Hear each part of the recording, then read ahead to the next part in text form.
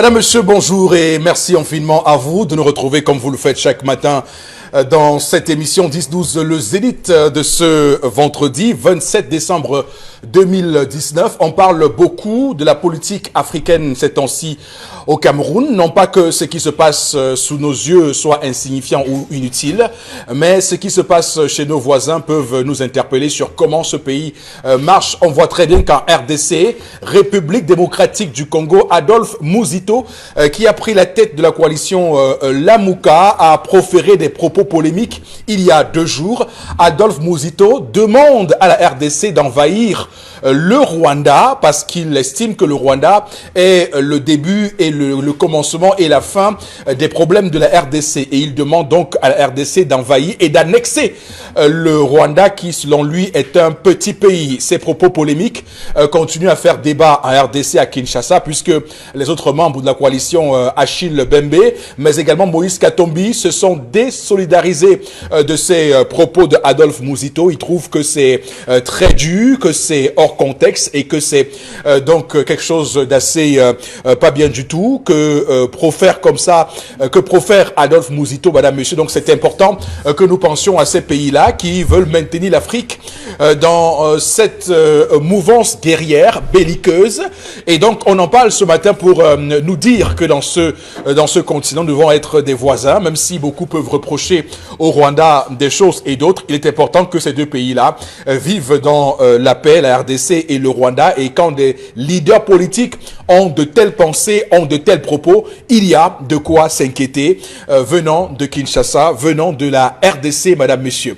Et donc, comme chaque matin, ce programme va s'atteler à vous développer des sujets qui font courir, qui font parler, qui font débattre les nombreux Camerounais. Donc, le plateau est au complet. Monsieur Batchou Chalamel est bien là. Bonjour et bienvenue. Bonjour, monsieur Eric Fopoussi-Negou. Bonjour à tous les téléspectateurs. Et un bonjour tout à fait particulier au professeur Jacques Famendongo, qui a essuyé un cuisant échec encore après une tentative d'instruction et non de discussion avec les docteurs PhD. Il s'est vu entendre: nous ne partirons pas d'ici tant que nous n'aurons pas nos noms sur la liste des recrues. En guise de solution, il a levé les yeux vers son créateur et l'a imploré d'intervenir pour lui. Allez savoir de quel créateur il s'agit. Alors, monsieur Batchou Chalamel, qu'on va retrouver, madame, monsieur, lorsqu'il sera 10h30 au cœur de ce programme 10-12, le Zénith. Également sur le plateau ce matin, Karine Santia, bonjour et bienvenue. Bonjour monsieur Fopoussi, bonjour aux téléspectateurs. Une fin d'année qui continue avec du sang, oui, du sang a coulé à Bouddha hier, en Galim. Un enfant a été tué, un jeune a été tué par un homme en tenue. De toutes les façons, on va en parler dans le cadre de la revue des réseaux sociaux. Galim, arrondissement du département des Bamboutos, dans la région de l'Ouest Cameroun. Voilà, donc on va en parler comme vous l'avez dit. C'est clairement un désastre. Nous devons tous nous indigner face à ce qui s'est passé à Galim. C'est insoutenable et insupportable et inacceptable aussi. Également sur le plateau ce matin, Bombok Bengan, bonjour et bienvenue. Bonjour monsieur Fopoussi-Negou, bonjour à vos chers téléspectateurs. Encore plus d'incertitudes pour nos amis, nos frères de l'Afrique de l'Ouest. Où se trouvera la Côte d'Ivoire? Ou alors dans quelle situation se trouvera la Côte d'Ivoire en 2020? Nous aussi au Cameroun, on se gratte les têtes parce que nous aussi, notre avenir est incertain. Les élections vont se tenir, dans quelles conditions, la crise anglophone et tout cela. C'est vrai, on attend le chef de l'État. Mais en Côte d'Ivoire, le climat est très mauvais. Avec Guillaume Soro. La crise anglophone Oui, la crise anglophone chez nous, on attend le discours, on est accroché au discours du chef de l'État, mais... Vous liez la situation de la Côte d'Ivoire à celle du Cameroun? J'ai lu, oui, effectivement, nous sommes des peuples frères, manger dans la même sauce française. Nous n'avons pas... Quel condiment les Français ont-ils prévu mettre dans la sauce pour 2020? Toujours est-il que Côte d'Ivoire, Cameroun, ça ne s'annonce pas bien. En tout cas, le procureur de la République à Abidjan a hier tenu une conférence de presse au cours de laquelle Richard Adou a donc fait écouter les enregistrements audio sur la base desquels on accuse Guillaume Soro de déstabilisation, d'atteinte à l'autorité de l'État. Et dans ces enregistrements de mauvaise qualité, on peut bien entendre une voix qui est attribuée à Guillaume Soro, qui parle de réveiller les com-zones, les commandants de zone, qui étaient issus des forces nouvelles, la rébellion du nord de la Côte d'Ivoire, dans un destin ou bien dans un but de prendre le pouvoir. Donc c'est sur ces audio enregistrements que se fondent ces accusations portées contre Guillaume Soro. On va dire que c'est un long feuilleton, puisque Guillaume Soro, lui, s'est prononcé en disant que le coup d'État de 2002 contre Laurent Gbagbo, la rébellion née en 2002 contre Laurent Gbagbo, était sous l'instigation de Alassane Ouattara. Il a promis qu'il fera un grand déballage, qu'il dira tout, et que finalement le seul qui sera lavé sera Laurent Gbagbo. On va démarrer le programme de ce matin avec la première rubrique, madame, messieurs, c'est l'histoire du jour comptée par vous. Dominique Audrey Oyengelek, bonjour et bienvenue. Bonjour Eric Fopoussi, bonjour aux téléspectateurs. Je vous parle ce matin d'un message que j'ai reçu. Le message dit « J'ai 26 ans, je suis en couple depuis 4 ans et la vie quotidienne a bien débuté. Tout se passe bien, sauf que depuis plusieurs mois, je n'ai plus de vie sexuelle avec ma conjointe. Elle a découvert que j'ai été infidèle et depuis lors, c'est invivable. On a eu de la peine à traverser cette étape, mais on a pu y parvenir. Après la période de l'infidélité, on a construit une maison et jusque-là, il n'y a plus moyen qu'il puisse avoir de rapports intimes. Sa femme n'est plus du tout consentante. En réalité, depuis le début de la relation, elle n'était pas tout le temps partante, mais depuis qu'elle a su que j'ai été infidèle, elle a tout stoppé. Donc, depuis plusieurs mois, je n'ai pas d'intimité avec ma femme et à mon âge, à 26 ans, je suis désespérée. J'aime ma femme, je l'aime bien, mais j'aimerais avoir de l'intimité avec elle. La question qu'il nous pose, c'est est-ce que l'infidélité d'un homme peut-elle systématiquement déboucher sur la rupture du contrat conjugal ? Comment gérer l'infidélité de son homme et comment gérer la colère d'une femme trompée? Il a signé monogamie ou polygamie? Monogamie. Ok. Oui, sur un plan strictement juridique, bien sûr. La question qu'il pose là est tout à fait une cause de divorce. Alors, non, mais sincèrement, il faut qu'on se comprenne, hein, parce que je note qu'il a 26 ans. Et je note aussi que vous revenez en force avec des sujets concernant la libido des vendredis. Ouais. Donc, les vendredis libido, vous les avez relancés ce matin. Donc, très bien. Comment il va faire pour convaincre sa femme de faire ce qu'on appelle le devoir conjugal? Voilà. Bon, Bengan, je commence par vous. Qu'est-ce que vous le dites? Vous le laissez. Vous laissez. Il n'y a pas de remède miracle. Le premier remède, c'est de faire l'éducation au mariage. Maintenant, vous refusez de faire l'éducation au mariage.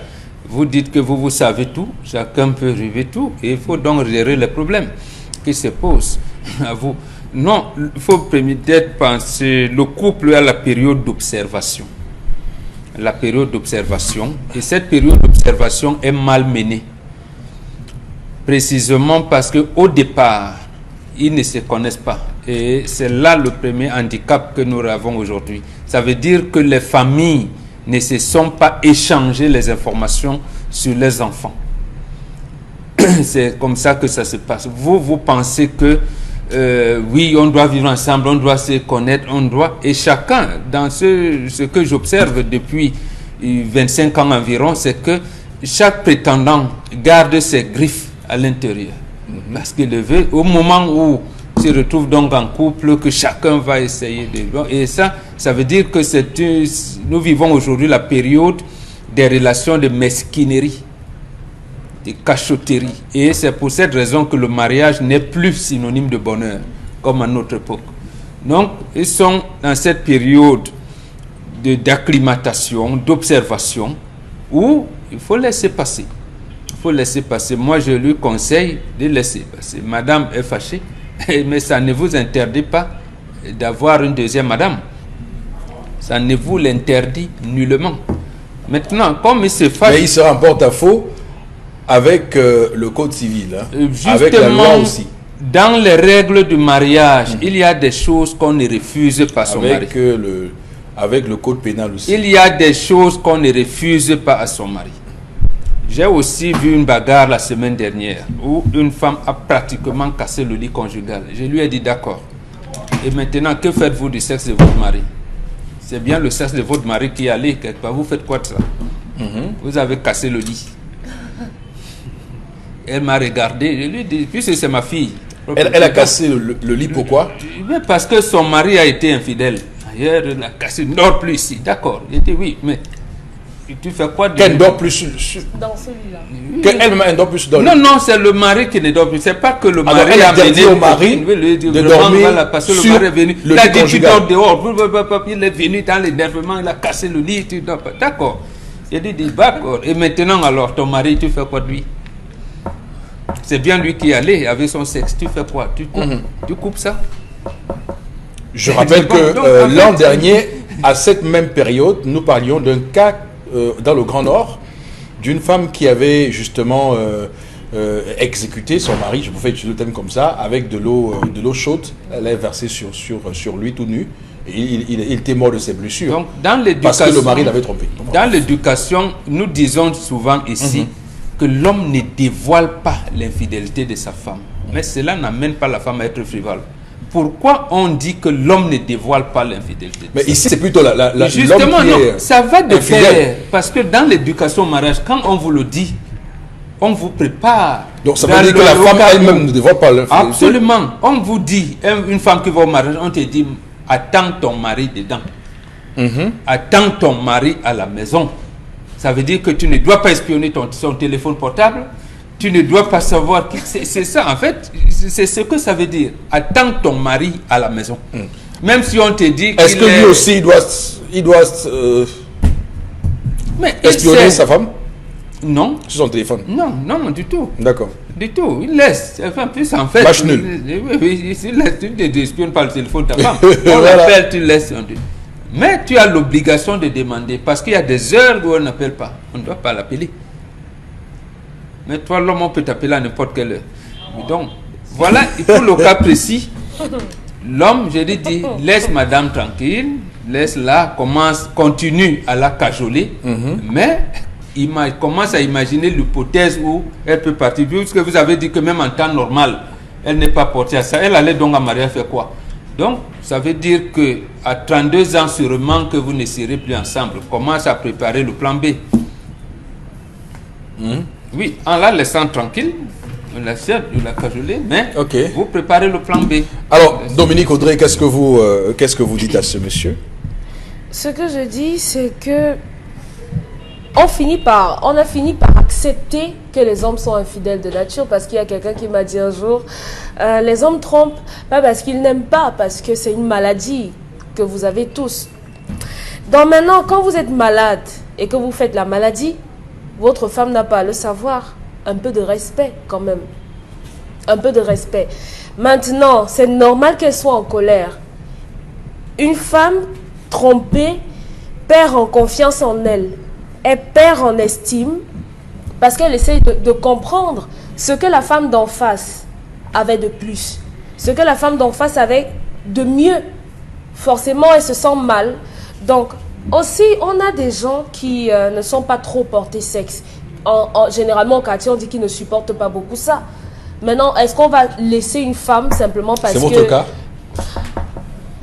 Je vous repose la question, c'est mon cas? Qu'est-ce que vous voulez insinuer? Non, mais qu'est-ce que vous voulez? Monsieur Fopoussi. Ouais. Lorsqu'une femme est trompée, il y a une période. L'infidélité ne rompt pas totalement le contrat conjugal, mais maintenant partiellement oui. On peut passer 1 an, on ne le fait plus. Tant que je ne suis pas prête à me remettre nue. Monsieur Batcho vous dira que le sexe oxygénise. Mais lui également, non, il ne dira pas ça parce qu'il nous a déjà dit ici qu'on n'est pas obligé de sexer tout le temps, on doit se séparer, gna gna gna. Non, mais c'est l'homme qui donne l'orientation. Non, on est 2 là-dedans. On le fait à 2, père bonbon. Oui, mais c'est l'homme qui oriente. Donc, cette femme qu'on lui laisse le temps de souffler, d'accepter. Un homme qui vous a trompé une fois vous trompera toujours. Donc cette femme est dans cette logique-là. Forcément, il va remettre le couvert. Mais maintenant, lorsqu'on est une femme et qu'on est trompé, prenez le temps de pleurer un peu. Ça fait du bien. Retrouvez votre estime en vous. Faites un break même dans la relation. Séparez-vous pour un moment, le temps de savoir si vous voulez vraiment continuer dans ce genre de relation-là. Qu'est-ce qu'il y a dans séparez-vous? Non, Les faites chambres- On appelle ça la séparation de corps. Non, faites un break. Le break, c'est que vous mettez une pause. Ils sont mariés. Hein. Oui, vous faites une pause, non? Ils vivent dans la même maison. Oui. Mais on peut vivre dans la même maison sans se comporter comme des copains. On ne parle que de ce qui est nécessaire. Rien d'autre. Ou bien, elle part même complètement, passer même 2 semaines chez quelqu'un. Histoire de savoir, est-ce qu'il va me manquer? Est-ce que j'ai vraiment envie de continuer avec lui? Et maintenant, l'homme en C'est des face... choses qu'on fait avant le mariage. Réinventez-vous. Pendant le mariage, on ne refait plus ces choses-là. Non, quand il y a un Justement, c'est problème, un on manque le fait. d'éducation au mariage. Bon, relativement. Exactement. Quand vous avez donc trompé votre femme, multipliez les cadeaux, multipliez les sorties. Faites-vous petit, recomptez fleurette à votre femme et faites-lui comprendre que vous l'aimez. Voilà, on est presque dans la science-fiction. Comment ça? Oui, ça, Vous savez que si vous faites ça, du mal c'est à la votre science. femme, le seul moyen pour qu'elle vous pardonne, vous commencez à lui faire un joli cadeau. Non, ça c'est la Vous science-fiction. l'invitez au resto. Ça c'est la science-fiction. Non. Ça c'est les affaires sérieux. qu'on voit chez les blancs là-bas. Ah non. Charles Hamel, vraiment, il faut qu'on parle comme ça se passe dans les quartiers. Hein. Je ne sais pas s'il y a des hommes qui font ça, mais est-ce que c'est possible de faire ça, de reconquérir sa femme, la flatter, tout ça, c'est Rien à faire. est-ce que c'est réaliste de faire ça? Rien à faire, monsieur Eric Fopoussi. Rien à faire. Vous savez, il y a des situations qui, lorsqu'elles se posent, demandent 2 choses. Soit on fonce comme un taureau, monsieur Eric Fopoussi, on défonce la porte, soit on observe. C'est important. L'homme chez les Bantous doit subir 3 types d'éducation. La première, c'est l'éducation au sens de la famille. La famille d'abord. La famille avant toute chose.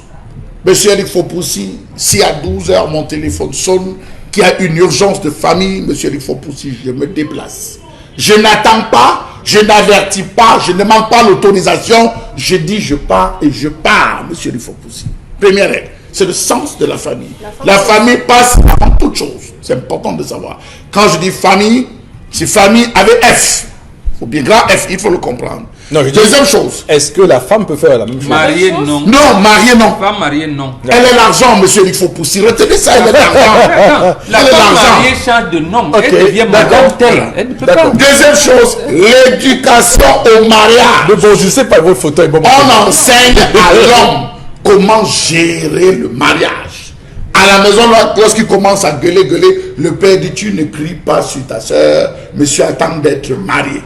Lorsqu'il y a des querelles et le grand frère frappe sur la petite soeur, la maman s'engage, ce n'est pas ton enfant, ce n'est pas ta femme, attends d'être marié avant de taper sur ta femme. Monsieur, tu respectes mes enfants. C'est des préparations. Ça peut être saugrenu, ça peut être à tort, mais monsieur, il faut possible.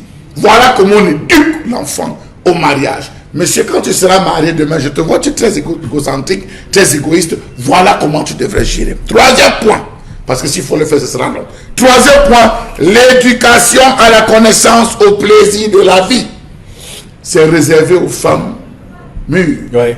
C'est des femmes mûres qui initient les jeunes C'est plus garçons de intéressant, 25 ça. ans. C'est pas un jeune garçon, c'est un brimborion. Ce garçon 26 de ans. brimborion, 26 ans, il s'est lancé dans un monde qu'il ne connaît pas. On va lui enseigner la partie génitale de la femme. On va lui enseigner les parties érogènes de la femme. Oui, c'est une adulte. Nous tous, on a été, nous les Bantous, on a été initiés par des femmes plus âgées que nous. Ah oui. Ah ben bien sûr. Je le dis à Mondo Vision, par des femmes plus âgées qui nous ont enseigné le rudiment de l'amour. Comment tenir son lit. Voilà l'expression, c'est le module. Vous êtes très courageux. Comment tenir son lit. Oui. Un homme qui ne sait pas tenir son lit, et voilà le gars, il a des problèmes. Parce qu'il ne sait pas tenir son lit. Vous avez une femme, permettez-moi, je vais vous donner 5 articles du code de la famille de Tombouctou. Article 1. L'homme reste le chef de famille et jouit de tous les avantages liés à sa fonction. Article 1. Article 2. Il est strictement interdit à la femme de priver son mari de 3 choses importantes. Le sourire, son sourire, la nourriture et le sexe.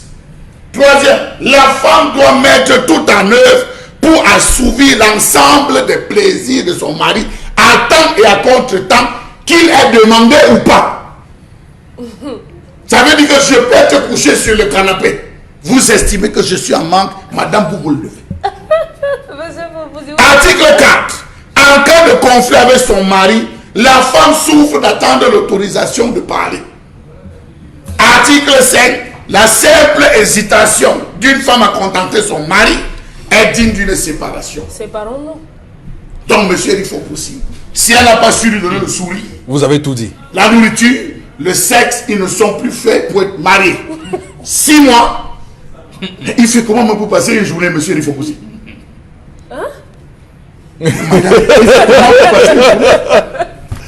Ok, alors, Ah, faut blaguer.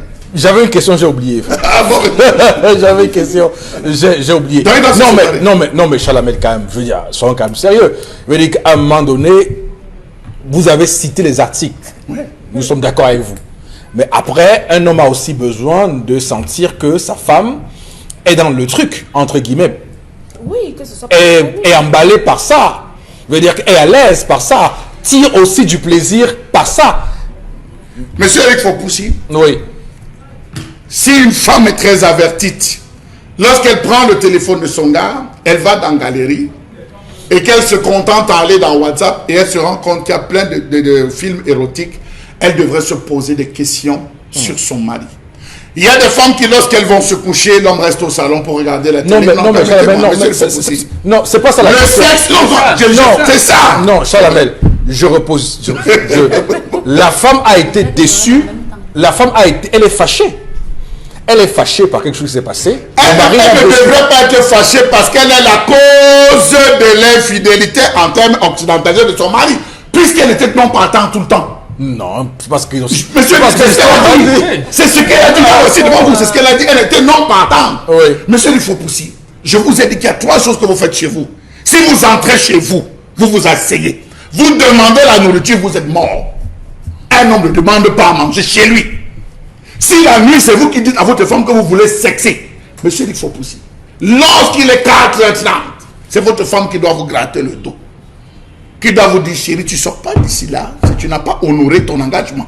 Le soir, quelle que soit la fatigue, elle doit tenter avant de recevoir une opposition. Ce n'est pas l'homme. Or, l'inverse, c'est que c'est plus les hommes qui se retrouvent à rentrer. C'est par SMS, chérie, je suis là comme ça, je brûle d'envie. Et la femme te dit que non, c'est la mauvaise période, je suis stressé. Tu m'as d'abord refusé l'argent de la nation, pourquoi le matin, je ne suis pas là. Monsieur, il faut pousser les dehors. Bon, écoutez, c'est aussi, comme je vous ai dit, c'est psychologique. Ce n'est pas psychologique, monsieur, il faut pousser. Vous n'allez pas enlever la psychologie dedans, ce n'est pas Vous n'allez pas enlever... C'est une... Vous n'allez pas enlever à un être doué de raison de ne pas avoir ses propres pulsions psychologiques. Tout à l'heure, vous n'avez non, pas bon, ce n'est pas psychologique. Justement, si vous voulez, on construit la psychologie. Le débat est ailleurs. On construit la psychologie. Le débat est ailleurs. Voilà comment vous construisez la psychologie de vos enfants. Un enfant de 6 ans, comment accommoder la famille. Comment vous construisez cet exemple-là, on connaît. Moi, cet exemple, on connaît. On construit la psychologie d'une fille qui veut aller en mariage. Je redis encore ceci. Je redis encore ceci. Vous avez des hommes, moi je veux peut-être me faire des ennemis en disant ça, qui ne font aucun effort pour être physiquement bien, pour se faire attirer. Ce n'est pas le rôle de l'homme. Non, monsieur. Ok. C'est une grosse erreur de penser que c'est à l'homme de se rendre beau. Sa femme ne l'a pas vu sortir. Monsieur Eric Fopoussi, est-ce que vous savez que chez les Bantous, c'est la femme qui rasait son mari? Oui. C'est la femme qui rase son mari chez les Bantous. Il n'existait pas de barbier, monsieur Eric Fopoussi. Oui. C'est au moment où elle est en train de raser que son mari mesure la haine et la colère de sa femme. Ok. Chaque fois qu'elle appuie, et c'est toujours elle qui... Non, monsieur Eric Fopoussi. Qui l'envoie en salle de sport. C'est elle qui l'envoie en salle de sport. C'est elle qui fait qu'il ne boit pas trop d'alcool pour avoir un ventre kilométrique. Monsieur Eric Fopoussi, vous avez des individus qui se baladent dans la rue avec ce qu'on appelle le cancan. Oui. Quand il passe, il dit quand. C'est les femmes qui sont avec leur mari qui disent que non, vraiment les choses à subir. Vous savez la vertu du cancan. Les femmes de 20 ans. Vous connaissez la vertu du cancan. C'est les femmes merci. de 20 ans qui font ça. Chalamel, c'est comme ça. Ballonnement de ventre. Vous avez des problèmes de virilité. Mais monsieur, il faut que les gens sachent qu'ils ne D'accord. connaissent pas. Chalamel, c'était pour vous relancer, pour que vous expliquiez très bien. Et je pense qu'on a super bien compris ce que vous vouliez dire. J'espère que je vais Karine. le temps de parole, monsieur. Non, mais non, vous Parce que, avez à peu près 2 minutes. Oui. par rapport à l'histoire du jour aujourd'hui, on est en train d'oublier une chose vraiment importante. Il est inadmissible qu'une femme pense qu'elle doit vivre pour quelqu'un. Elle ne vit pas pour lui. Raison pour laquelle elle n'arrive pas à concevoir ce qui s'est passé. C'est psychologique. C'est psychologique. Vous couchez dans le même lit avec la personne est sur vous, vous le regardez. Tu m'as fait ça, je vais te traiter. Non, mais il faut pousser. Non. Elle ne peut pas. Il y a des gens qui sont capables, mais pas elle. Vous n'allez pas lui en vouloir parce qu'elle n'arrive pas à supporter de passer la nuit. À être actrice. Elle ne joue pas un rôle. Elle aime son mari. Elle est là parce qu'elle l'aime. Si elle ne l'aimait pas, elle serait partie. Si elle ne l'aimait pas, elle n'aurait même pas pardonné. Elle ne serait même pas dans la même maison que lui. Si elle ne l'aime pas, elle met quelque chose dans sa nourriture. Et parce qu'il mange toute sa nourriture. Donc il arrête ça. Vraiment, le problème de ne pas l'aimer là n'est pas à ce niveau. Et il y a des femmes, parlant de l'acte sexuel en lui-même. Non, parlant de l'acte sexuel en lui-même, il y a des femmes. Elle met quelque chose dans sa Ouais, elle dit que si elle ne l'aimait pas, elle ne restait pas. Vous avez des idées. C'est pas une affaire occidentalisée, je suis désolée. Par rapport à l'histoire du jour, l'histoire nous dit très bien qu'elle est là. Elle ne dérange pas. Même poser la question, elle m'a même dit que pourquoi tu m'as fait ça. Elle n'a même pas posé la question. Quand une femme est silencieuse à ce point, faites attention. Monsieur Eric faites attention. Un homme a 3 pulsions sexuelles par jour, le matin, à midi et le soir. Par rapport à cette histoire, Les femmes doivent le savoir. il faut que les hommes apprennent une seule chose. Quand vous choisissez d'aller dehors, faites en sorte que votre femme ne soit pas blessée le jour qu'elle le saura. Parce que lorsqu'une femme, on dit bien, il connaît les défauts de sa femme. Elle n'est pas quelqu'un qui est très entrant à l'acte sexuel. Ça veut dire qu'elle reconnaît déjà qu'elle a un problème. Mais que toi, tu la trompes et que pour venir nous expliquer ici, tu nous disais qu'elle n'aime pas d'abord trop ça. Ça veut dire quoi? C'est moi qui ça vais veut dire quoi à la fin? Ça veut dire quoi à la fin? Il est son mari ou il ne l'est pas? C'est pas lui qui doit l'amener à aimer. Quand vous entrez chez quelqu'un, la personne n'aime pas votre pain. Si je n'aime pas le sanga et que c'est ça que vous avez cuisiné, vous devez me convaincre pour que je mange ça. C'est tout. S'il ne la convainc pas, ça veut dire que lui-même, vraiment, ça veut dire que lui-même, lorsqu'il est là-bas, il n'est pas bon.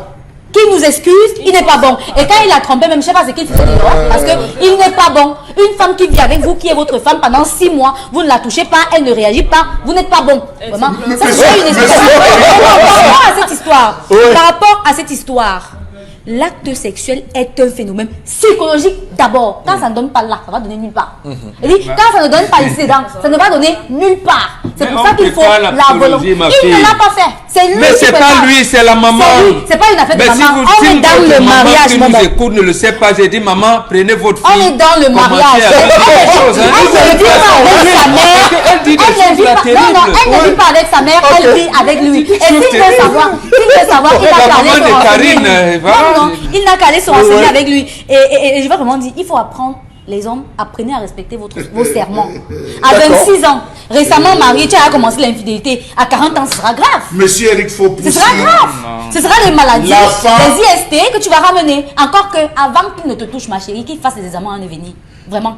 Monsieur Eric Faupoussi, la femme doit démarrer au cas du tour. Non, je suis... Non, monsieur Eric Faupoussi, c'est grave ce qu'elle a dit. Non, c'est pas grave ce qu'elle a dit. C'est grave ce qu'elle a dit. Ce qu'elle a dit, je ne prends pas la fin. Ce qu'elle a dit sur la fin aussi, quand même. Je ne suis pas au niveau de la fin. Non, c'est pertinent. Je suis pas au niveau de la fin. Ce qu'elle a dit est pertinent, quand même. Monsieur Eric Faupoussi, vous devez avoir une capacité de séduction dans le regard.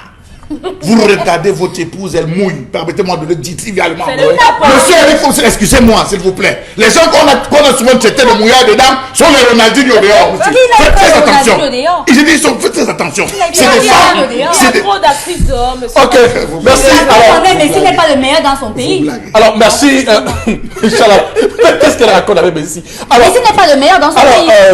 J'avoue quand même que justement, avoir ça veut dire que vous confirmez. Alors, avoir renouer avec le vendredi libido a été passionnant. Ce matin, ça faisait longtemps. Hein. Il n'y a pas eu un vendredi libido. Je pense que c'est un sujet assez passionnant pour ceux qui nous regardent, j'imagine aussi, parce que ça touche les intimités. Je vais dire ça au pluriel, les intimités. On va s'arrêter là pour l'histoire de ce matin, madame, monsieur. J'espère que le monsieur qui nous a écrit a compris sur quel pied il peut danser. On va prendre tout de suite la colère de Charles Hamel. À tout de suite.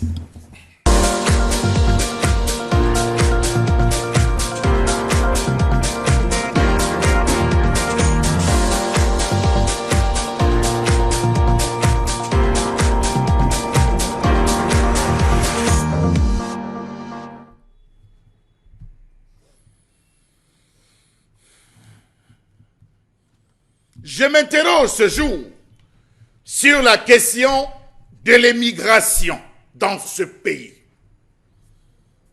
Le ministère des Relations extérieures a annoncé il n'y a pas longtemps qu'environ 50 000 jeunes demandent à partir du Cameroun pour des destinations diverses. 50 000, ce n'est pas l'an. 50 000, c'est le trimestre. Ils veulent tous partir du Cameroun. C'est des demandes de visa.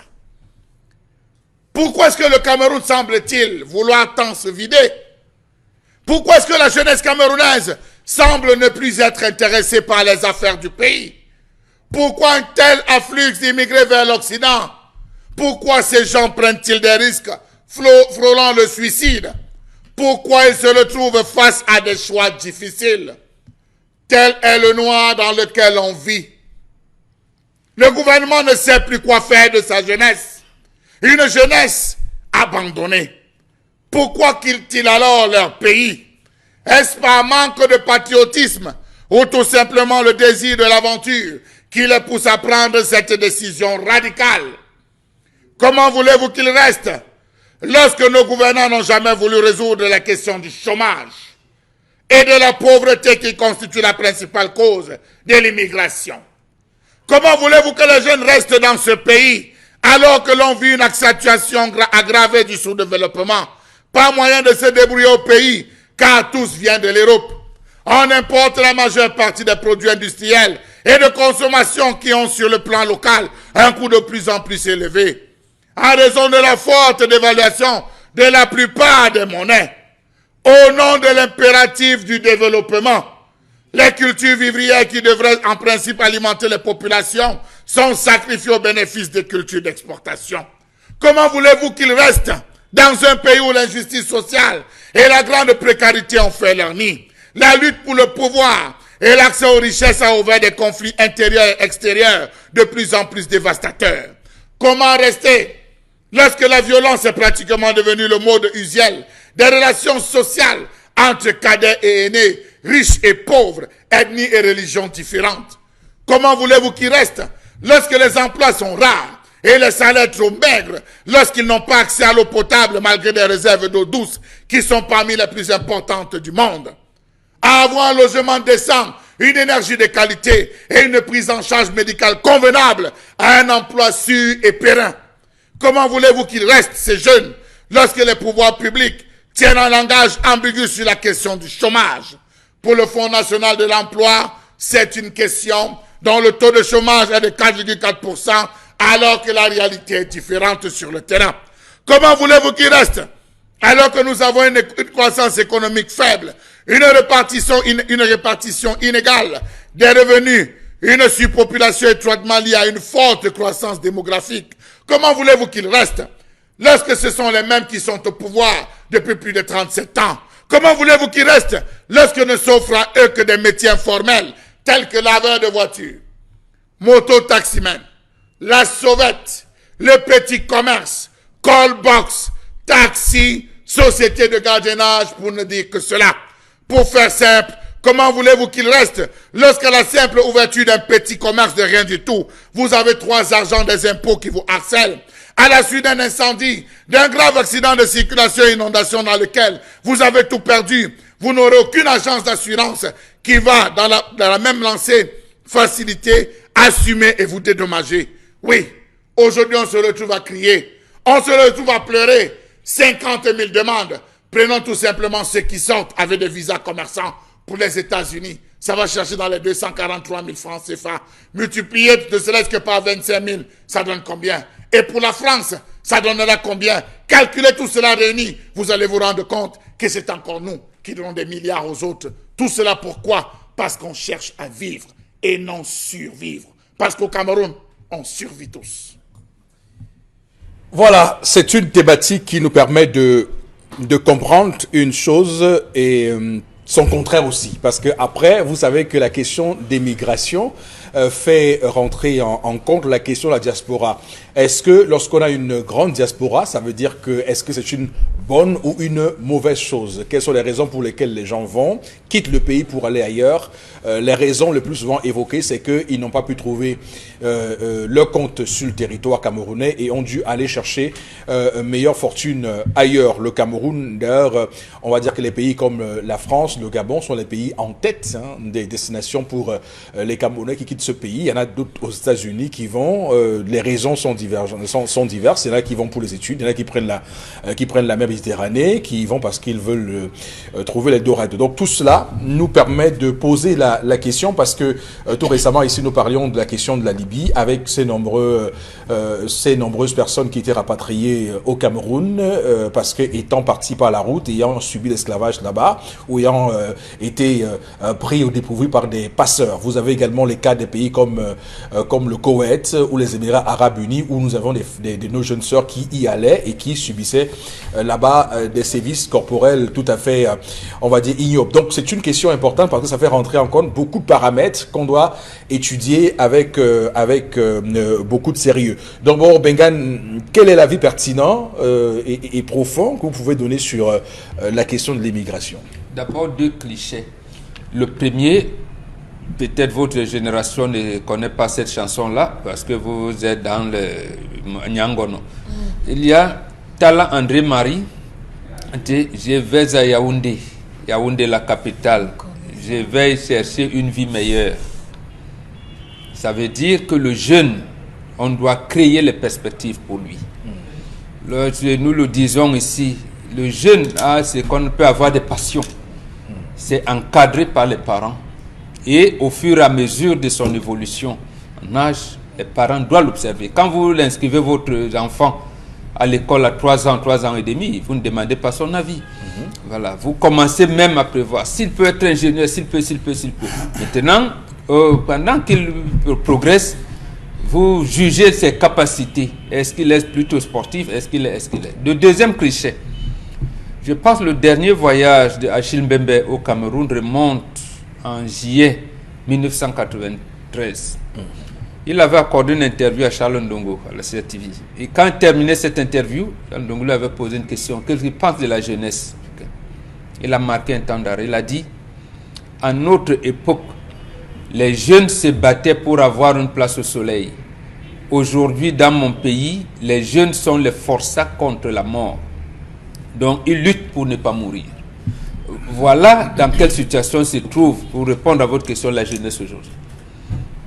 En perspective, comment lutter pour ne pas mourir? Voilà l'équation pour résoudre. Donc, il y a ce problème d'emploi. Et je peux ajouter un deuxième. Elle nous regarde, une fille qu'on apprécie. Je pense que vous connaissez la Camerounaise, votre compatriote qu'on appelle Princesse Erika. Princesse Erika n'entre pas dans sa famille des gens qui sont allés à l'école. Très brillante en France. Quand elle veut aller faire le bac, elle dit à ses parents, je ne peux pas le bac. Je me lance dans la musique. Aujourd'hui, elle est très grande artiste de cinéma. Ses parents étaient tombés des nues. Mais elle est dans un environnement où on peut réussir quel que soit le chemin qu'on prend. Est-ce qu'aujourd'hui, Tala André Marie qui le disait, a-t-il la possibilité, et les musiciens de sa génération, d'encadrer les jeunes qui veulent réussir dans la musique, comme l'a fait notre compatriote, je citais tout à l'heure, Princesse Erika? Non. Est-ce que Toto Guillaume peut encadrer les gens? Est-ce que Eto fils lui-même, les gens veulent lui ressembler, son Bahananditap, peuvent encadrer les gens? Non. Non. Est-ce que Simo qui est à la NASA peut encadrer les gens, a l'opportunité d'encadrer? C'est ça le problème en Afrique. Même le Cheikh Modibo, dernièrement, voilà un gars qui a été à la NASA, qui rentre dans son pays, il commence à apprendre les mathématiques et les sciences physiques en Bambara. Mais on lui interdit de le faire. On lui dit, va faire la politique. Il dit, non, je veux... Non, non. Donc, en fait, la jeunesse aujourd'hui est dans une situation de blocage. C'est devenu des forçats contre la mort. Et ça devient difficile aujourd'hui pour les retenir. Vous les maintenez là, vont faire comment? C'est eux qu'on va recruter à Boko Haram. C'est eux qu'on va... C'est eux. Et à l'époque, je termine par là, dans les années 70, notamment, lorsque Aïdjo lance le troisième plan quinquennal de 1972 à 1976, la ville d'Nkonjok, dans l'Onkam, vous savez comment cette ville est née? On procédait au rafle ici à Douala. Et quand on procède au rafle, et on se rend compte que la police a souvent une expression là, et vagabondage nocturne. Donc vous êtes des vagabonds, vous n'avez rien à faire. On vous donnait des hectares de terrain en Konjok. Et ces jeunes étaient encadrés par le colonel, il est encore là, Edouard Etonde Kota, dans un service qu'on appelait Service civique national de participation au développement. Donc, vous voyez, donc, à ce moment, et c'est pour cette raison qu'on a laissé les statistiques qui disaient par exemple que en 2025, nous serons à 40 millions de Camerounais. Donc, voilà, nous sommes dans une situation où tout est bloqué. On ne veut rien, on demande à tout le monde de se débrouiller, y compris les créateurs de richesses. C'est-à-dire, vous êtes des opérateurs économiques, le président du GICAM, du MECAM et de tout, et ils ne peuvent pas appeler le chef de l'État et discuter avec lui sur la loi de finances, sur les investissements, ils ne peuvent pas. Donc, on est dans une situation ambiguë, donc, mais regrettable. Si on continue comme ça, on aura de la peine à retenir nos jeunes sur le territoire du national. C'est clair, si on continue comme ça. Voilà, vous parlez de la diaspora, moi je vais prendre l'autre côté inverse. Le problème n'est pas que les jeunes vont tous partir. Il y en a qui pourront alors, ou alors qui pourraient se soulever et demander à nous les parents, mais vous nous mettez où? Et commencer à saccager tout. Parce que c'est comme ça. Et aujourd'hui, vous parlez de tramway, vous parlez demain. Quand vous allez vous retrouver, d'abord, il y a des docteurs qui chôment à Yaoundé, qui sont là depuis 2 semaines. Vous pensez qu'est-ce qui peut ajouter? Après, ce seront les ingénieurs, après les médecins. Vous savez ce qui est dans leur cerveau? D'accord.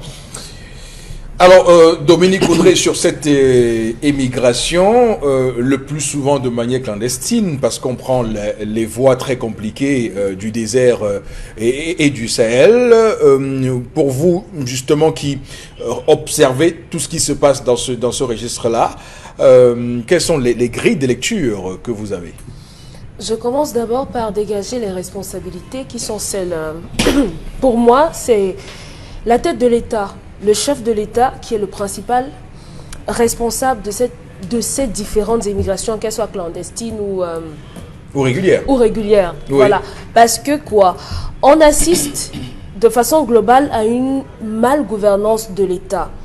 Aujourd'hui, quand vous interrogez même des étudiants, ils vous disent que arriver à avoir une licence, une maîtrise sans formation professionnelle, ça ne vous sert à rien. Vous allez passer des années à chômer, sans emploi, on finit sur des motos et autres. Et arrivé à un moment, on ne peut plus. Donc, finalement, la plupart des jeunes, on tombe là dans l'immigration clandestine, se retrouvent dans un cimetière marin qu'est la Méditerranée. Tous on va, je préfère mourir dans l'eau, au lieu de mourir ici, mourir de faim ou bien mourir brûlé parce que j'ai volé. Malheureusement, c'est ça. L'immigration formelle, vous avez dit, on a nos médecins qui partent. On a des enseignants aussi qui partent, on a des sportifs qui partent. C'est autant de choses qui font que finalement, on se dit peut-être il ne restera plus que ceux qui ne peuvent même pas partir, ceux qui n'ont pas le courage d'affronter la vie. Ou ceux qui sont patriotes comme nous autres. Oui, aussi. Mais maintenant... Est-ce que après, il ne faut pas que j'ai une polémique. Je n'ai pas dit que ceux qui sont partis ne sont pas patriotes parce que ceux-là même d'ailleurs... Vous êtes à la mort jusqu'à là? Non, parce que ceux-là d'ailleurs sont plus patriotes que nous autres qui sont restés. Parce que ces gens-là entretiennent des familles tout entières. Oui, c'est le fruit de leur boulot qui paye les études ici à beaucoup d'enfants restés au pays. Donc il faut qu'on soit clair. Donc les raisons du départ de ces immigrations sont économiques.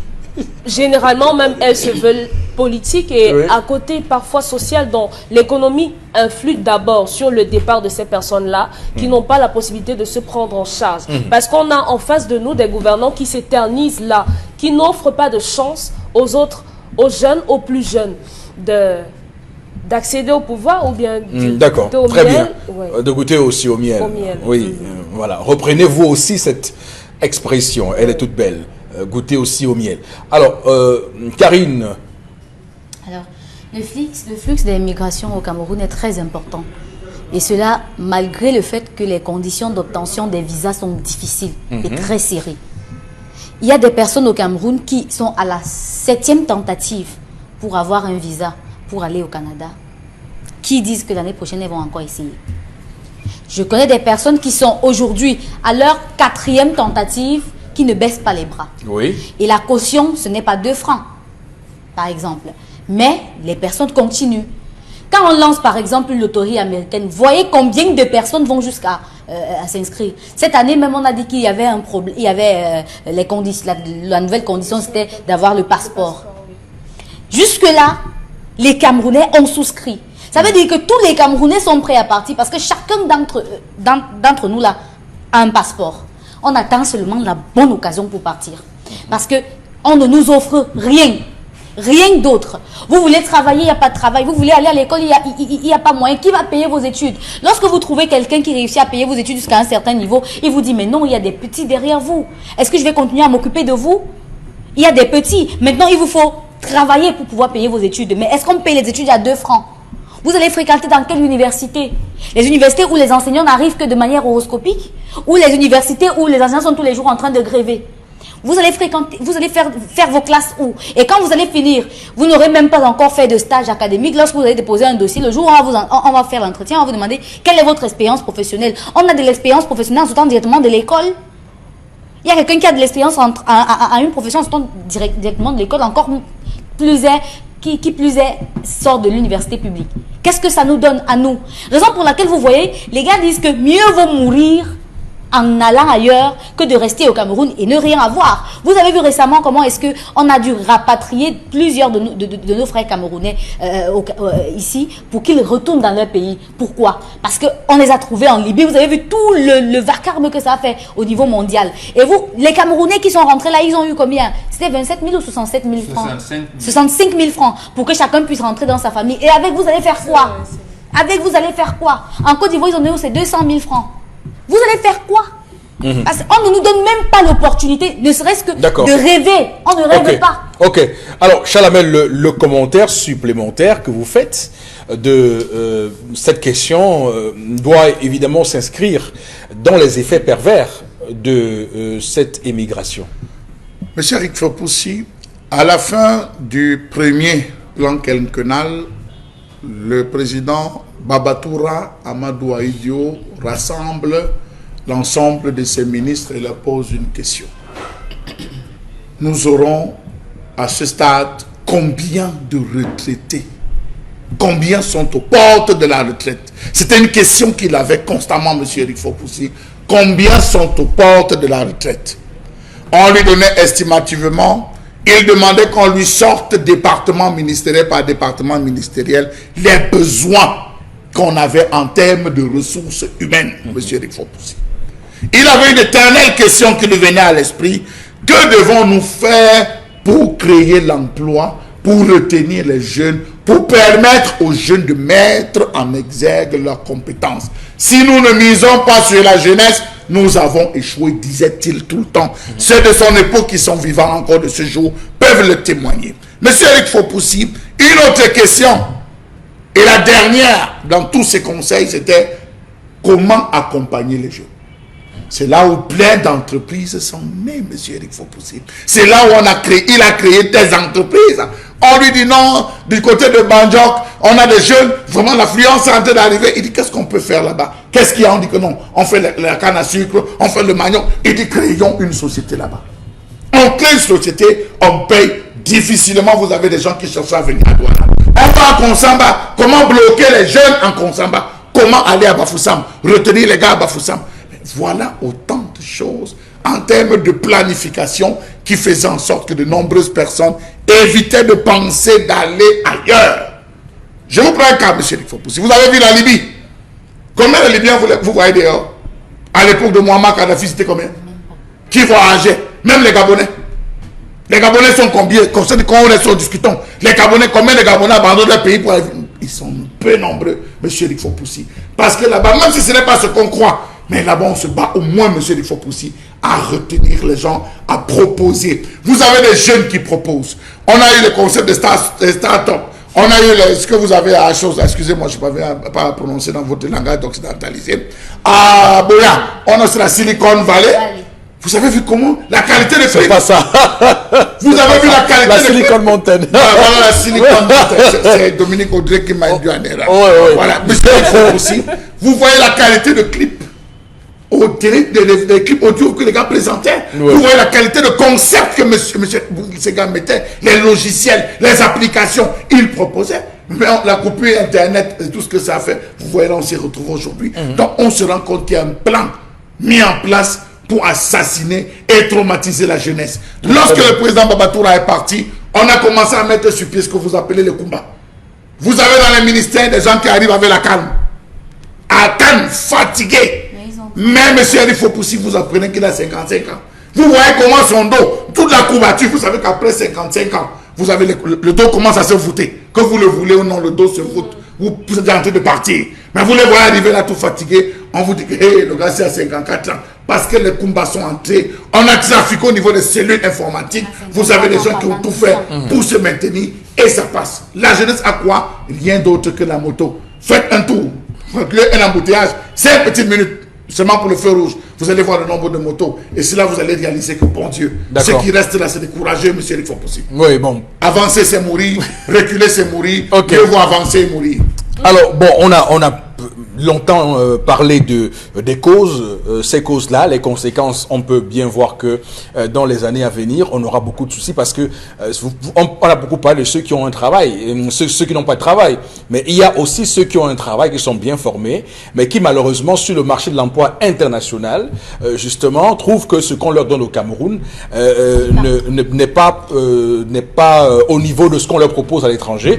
Je rappelle qu'un pays comme l'Allemagne, qui a une population très vieillissante, l'Allemagne a une population très vieillissante, l'Allemagne a lancé un plan pour recruter de la main-d'œuvre dans les pays d'Afrique, les pays d'Asie, parce qu'il n'y a plus d'Allemands qui soient capables de travailler là-bas. Donc, ils ont un taux de chômage tout à fait extrêmement nul. Donc, ils ont besoin de main-d'œuvre. Et donc, le risque qu'on va courir demain, et chaque fois je dis ici, nous sommes en compétition, pas avec nous-mêmes ici au Cameroun. Nous sommes en compétition avec le petit Coréen, parce que le monde de demain qui sera demain sera un marché international. Les gens, vous allez demander à un gars qui est sorti de l'ENAM d'être sous-préfet à Douala, il trouvera qu'être sous-préfet à New York est plus important. Moi, je prends un exemple pour caricaturer. Vous pourrez utiliser tout ce que vous pouvez utiliser. Donc, c'est ça le risque. Et on doit tout faire pour construire ce pays, pour que les Camerounais soient justement à l'aise. On va, madame, monsieur, s'arrêter là pour cette première partie.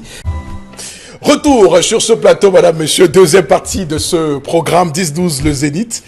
Nous sommes le vendredi 27 décembre 2019. On va lire quelques messages envoyés par vos soins. Sur la page Facebook de l'émission, on a eu deux thématiques en première partie. D'abord l'histoire du jour et ensuite la colère de Charles Abel. Karine.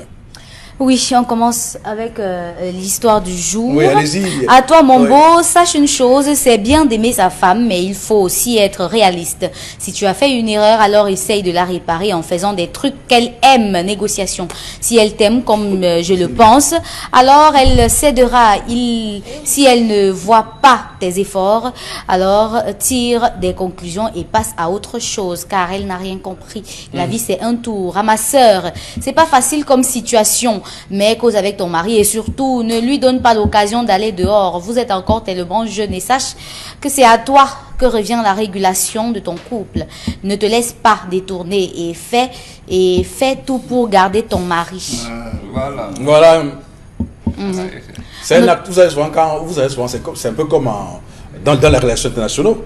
Entre deux pays voisins, vous savez que les actes qu'un pays pose, l'autre pays estime que ça c'est un acte de guerre.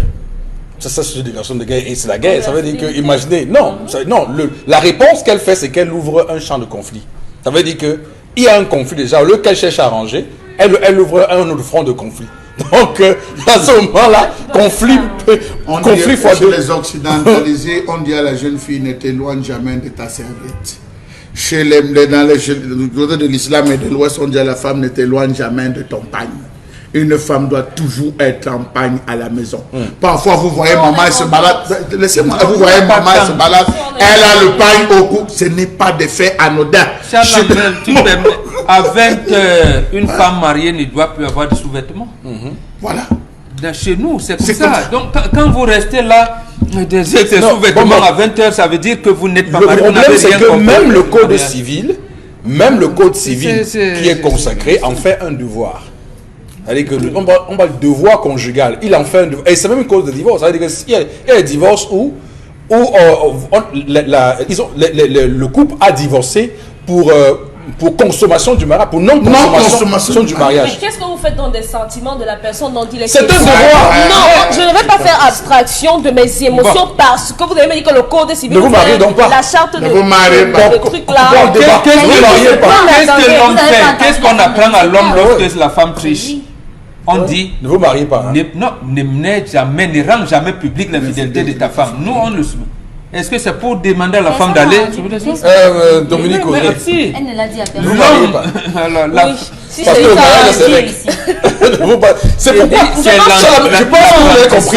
Je pense que les divorces viennent du fait que les gens ne savent pas ce qu'ils signent. C'est qu'ils signent, ils ne savent pas. Je pense. Ouais, mais ils ne Les gens ne savent savent pas ce qu'ils signent. Quand on dit allez, on se marie, ils ne savent pas ce qu'ils signent. Donc on signe quoi? Mais vous signez la consommation du mariage. C'est tout. Un d'autre quoi? Mais un d'autre quoi? Il La dot, c'est faut quoi? consommer C'est donc par ça, force. donc vous faites donc Comme c'est un devoir. vous multipliez les infidélités de vos femmes parce qu'elle saura que non, ok, comme Eric rentre là, comme c'est un dictateur, je me couche, il monte. Et après il descend, ça passe. Dominique Ça, Audrey, après, je vais avoir une autre personne pour qui je vais Dominique être très Audrey, le souhait pour les parents, lorsqu'une fille part en mariage, un seul conseil, allez et faites beaucoup d'enfants. Oui. Dans enfants, vous mettez quoi? Action. Ils vont vous dire gestation pour autrui. Karine, allez-y. Merci. Ceci fait même que les ambassades prennent de l'argent sans toutefois donner des visas parce que le gouvernement ne contrôle rien, même savoir si ces diplomates installés ici font le vrai travail. Regardez les États-Unis, ils ne prennent même pas 3 minutes pour te racler 1 million de francs CFA. Et le gouvernement du Cameroun est là toujours à la quête, 100 000 francs. 100 000. Et le gouvernement du Cameroun est toujours là à la quête du pouvoir. Ça, c'est un message de Gold Diamond. Alors, pour la colère de Charlabel, moi également, je veux m'immigrer. Je veux immigrer. Émigrer. Émigrer. Oui. Je Émigrer, pleure c'est juste- sorti. Immigrer, c'est entré. Je pleure juste la fuite des talents sur ce territoire Cameroun, sur le territoire camerounais. Aujourd'hui, on relate les exploits des Camerounais à l'étranger comme Kylian Mbappé ou Françoise Mbango. Quand on sait que l'étranger peut adopter des talents comme eux, qu'est-ce qui me retient ici, au point où je suis prêt à m'éloigner de ma famille lorsque cet État composé de vieux pères n'est pas reconnaissant? N'a pas la reconnaissance pour l'intelligence de chaque jeune, je garde toujours mon optique de voyager. Ça, c'est Steven Dawson. Oui, La Camerounaise qui était partie, dont la communauté avait cotisé l'argent pour la faire partir, elle a remporté. Actuellement, le ministère des Sports est en train de faire des pieds de grue pour la recevoir. M. Rifopoussi pompeusement. Les récupérateurs. Et l'a félicité devant les caméras. Mais Dieu merci, ils se sont opposés. Elles sont La confrontées communauté, à oui, son vraiment. opposition. Oui, oui. Parce que la communauté va se venger si elle le fait. Avec raison. Après. Oui. Alors, l'histoire du jour, ce jeune homme s'est marié sans être prêt mentalement pour le mariage. Alors, devant cette situation où il est coupable, je lui conseille d'être patient en observant son épouse. Elle n'accepte pas encore son infidélité envers elle. Donatien m'effraie. Pour le cas d'espèce de ce matin, même s'il aime sa compagne, la routine sexuelle peut pousser un homme à aller voir ailleurs. Un moyen d'assouvir ses désirs et de relancer sa libido en mal de nouveauté et de stimulation, sans forcément tomber amoureux d'une autre. Il peut tromper simplement pour ressentir de nouveau l'intensité et pimenter sa vie. Ils doivent se séparer. L'amour a battu les ailes. Article 3, la femme doit mettre tout en œuvre pour assouvir l'ensemble elle ne des connaît plaisirs pas. de son... Pardon? Si elle ne connaît pas. Ça veut dire qu'elle a reçu une mauvaise éducation. Parce que elle ne connaît pas. les mamans Sa apprennent mère, les positions finalement, sexuelles il à a leurs enfants. posé un produit Non, mais chimique. attendez. Non, quand vous Qu'est-ce vous que- développez Mais on les connaît pas. idées que vous avez là, ça veut dire que vous nous dites que vous n'êtes pas prête à entraîner vos filles vos filles à nos mariages. Et ça ira donc des faits dominos. Ça veut dire que dans 100 ans... Sa première erreur est d'avoir signé monogamie. Oui, justement. De toutes les manières, monogamie ou pas... Polygamie ne résout pas le problème là. On va s'arrêter là, on va tout de suite prendre... non, moi je le dis, je le pense sincèrement. Sa première erreur est d'avoir donné l'impression qu'il serait monogame. On va tout de suite prendre votre revue des réseaux sociaux, Karine Sontia. Oui. Cette fois-ci, on commence avec des notes tristes par la mort d'un jeune homme âgé de 23 ans à Bouddha, à Galim précisément, tué par un gendarme suite à une altercation dans une buvette. Alors dans l'histoire, un témoin nous raconte que des jeunes étaient dans une buvette et la bagarre a commencé. On les a mis à l'extérieur pour qu'ils continuent là-bas et la bagarre a toujours insisté. Et pendant que la police tirait en l'air pour disperser la foule qui s'était amassée de ce côté-là, il y a un gendarme qui s'est mis à tirer partout et le jeune a pris 2 balles, une dans le ventre et une au pied.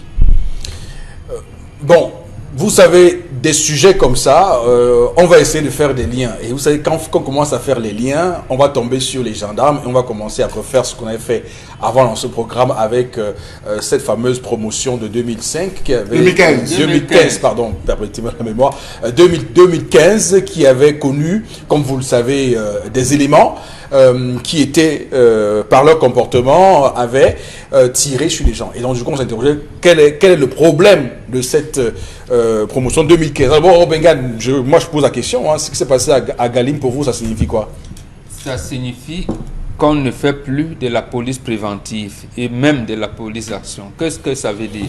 Ça veut dire que les policiers et les gendarmes, parce que les gendarmes c'est dans le territoire français, dans les anciennes colonies françaises, doivent savoir des zones où il y a de la tension, des zones où on fume des chambres, des zones, comment je vais dire, où il y a l'insécurité, voilà, où il y a l'insécurité, où un certain type de comportement peut amener au trouble à l'ordre public.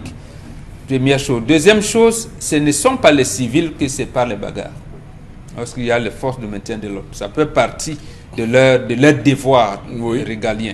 Donc, quand il s'agit donc, qu'est-ce qui peut amener à tirer? Est-ce que la bagarre, on dit, ça a commencé dans un bar? Est-ce que ceux qui bagarraient entre le consommateur d'alcool, est-ce qu'ils bagarraient contre les forces de maintien de l'ordre? Est-ce que là, les informations que moi j'ai eues ne ressortent pas tout à fait exact? Est-ce que c'est une balle perdue? Est-ce que la bagarre impliquait un gendarme? Non, moi c'est... Mais quel que soit le cas, ce gendarme a la gâchette facile. La gâchette, on n'utilise pas. On a dit la même chose pour celui qui avait tiré ici. Oui, il y en a même. Il suivait les gens. L'autre au nord. Il y a qui avait la gâchette facile. Ça veut dire quoi? Ça veut dire que dans l'armée, je pense que M. Galax et Toga est en train de nous suivre là. Il ne faut pas attendre cela. Depuis le déclenchement de Boko Haram, la guerre contre Boko Haram, je pense que c'était en mai 2014, on doit mettre en place des cellules psychologiques. Voilà. Beaucoup de nos forces de maintien de l'ordre et même des forces de défense et de sécurité sont dans des situations compliquées. Quelquefois, l'argent ne passe pas, quelquefois, certains émoluments ne passent pas. Vous avez vu, il y en a un de la garde présidentielle qui avait tiré en l'air lorsque le chef de l'État rentrait d'une finale de la Coupe du Cameroun, l'a tiré en l'air, bon, on ne sait pas où. Vous savez, à notre époque, ça aussi, ça m'a commencé à émirer. Vous ne pouviez pas voir un militaire en tenue et non en armes. Maintenant, c'est eux, c'est les militaires qu'on prend pour garder, pour faire le gardiennage de certaines entreprises ici, y compris même certains domiciles privés. Vous voyez, il est sur la moto avec un Kalachnikov derrière. Et plus fort de raison, les gendarmes et les policiers qui, eux, sont dans la sécurité publique. Donc, on s'est confondu. Au point où vous entrez dans le bar, le gars met ce Kalachnikov là, vous buvez. Il suffit d'une petite altercation sur une petite qui vous a sollicité. Il a bu 2 bières. Et ça va dans tous les sens. Donc, on ne devrait pas, notre époque, l'homme en tenue, on ne le voyait pas. Il allait, quand il n'est pas au travail, il rentre. Même s'il veut prendre une bière, il vient en civil. Il vient en civil et c'était même rare. Donc, il faut renforcer les tenues psychologiques parce que les forces de maintien de l'ordre, ils ont un problème. Justement. Ils ont un problème psychologique les émoluments ne passent pas, les patrons ne reversent pas. Il y a un certain, ils sont emballés dans eux aussi, ils ont ce que disait Ateba Yene. Dans les pratiques, les patrons les amènent dans les pratiques. Il peut être là, harcelé par son patron qui veut l'envoyer dans des réseaux terribles. Oui. Et il commence à se défouler, vous ne savez pas, ça devient compliqué. On continue à s'interroger, hein. On va avoir plus d'informations sur le fait s'il vient de la fameuse promotion de 2005. 2015. Comment tu as dit? Qu'est-ce qu'elle a dit? 2005. 2015, Chalamel. Alors, monsieur Eric Fopoussi, Oui. je souhaiterais déjà que la régie revienne sur l'image au début. Si la régie peut revenir sur l'image au début, c'est juste pour un enseignement. C'est important de toujours enseigner. Monsieur Eric Fopoussi, vous allez vous rendre compte, avec la permission de la régie, Oui, si on peut revenir sur l'image revenir au sur début. l'image au début de l'image. L'image au début, des personnes assises à même le sol. Est-ce que c'est possible avec la régie? Bon, dans le cas où ce n'est pas possible, monsieur Eric Non, Fopoussi, bon, ça viendra.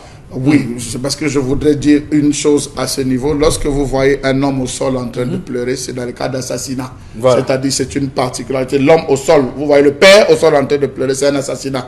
L'homme ne s'assied jamais au sol pour pleurer. Si un homme est assis, sachez qu'on parle d'un assassinat. C'est important de préciser, juste pour cette image. Les hommes ne s'assiedent pas au sol pour pleurer. Bon, une fois qu'on a dit ça, monsieur Eric Non, Fopoussi, arrête, vous voyez ça et puis vous passez comme ça. si, je l'ai dit. Moi, je pose une question. Je l'ai dit. Donc, que ça veut dire qu'il sait déjà que... il C'est sait un assassinat, oui, il sait déjà que c'est un assassinat. c'est pas une balle perdue, C'est qu'on un a assassinat. tiré sur Oui, lui. c'est un assassinat. Oui, donc, d'accord. simple fait que vous voyez un homme assis au sol pour pleurer, les hommes ne s'assiedent pas pour pleurer, c'est les femmes. Et ça veut dire qu'il y a un mauvais karma qui entre dans la famille. Là, Il va falloir des ouais. rituels pour... Voilà, c'est pour ça que vous voyez cet homme assis. Il fallait bien que je précise cela, que les gens comprennent qu'on est toujours dans le monde de Oui, de mais tradition. sauf qu'après ça, des incidences sur... Oui, ça va se suivre. Oui, ce qui s'est passé. Oui, ça va se Vraiment. suivre. La famille Sur les enquêtes qui vont poursuivre. Voilà, qui c'est vont pour ça qu'il est suivre. assis. C'est pour ça que j'explique pourquoi il est assis au sol. Parce qu'il ne faut pas qu'on voit juste les images pour le plaisir de voir. Un homme ne pleure pas assis au sol. C'est très dangereux. Donc, monsieur Eric Fopoussi, je crois que l'un des éléments qu'on a enlevé, je pense bien à la gendarmerie, c'est l'accompagnement, c'est le suivi. Il n'y a pas meilleur que la gendarmerie pour connaître le droit. Les gendarmes connaissent le droit. À telle enseigne, monsieur Eric Fopoussi, que l'erreur ne leur est pas permise. A-t-il simplement effectué des tirs de sommation? Lorsqu'il s'est rendu compte qu'il a fait 2 ou 3 tirs de sommation, pourquoi n'a-t-il pas appelé le renfort? S'étant rendu compte, pourquoi a-t-il, M. Eric Fopoussi, dégainé et tiré? C'est s'est-il rendu compte quand la menace venait vers lui, M. Eric Fopoussi? N'y avait-il pas d'autre voie de recours? Il faut se poser toutes les questions. Était-il en phase avec les gens du village? Parce que, M. Eric Fopoussi, dans certains villages, il y a des policiers, des gendarmes qui, au lieu d'être des conciliateurs, sont des prédateurs dans le village.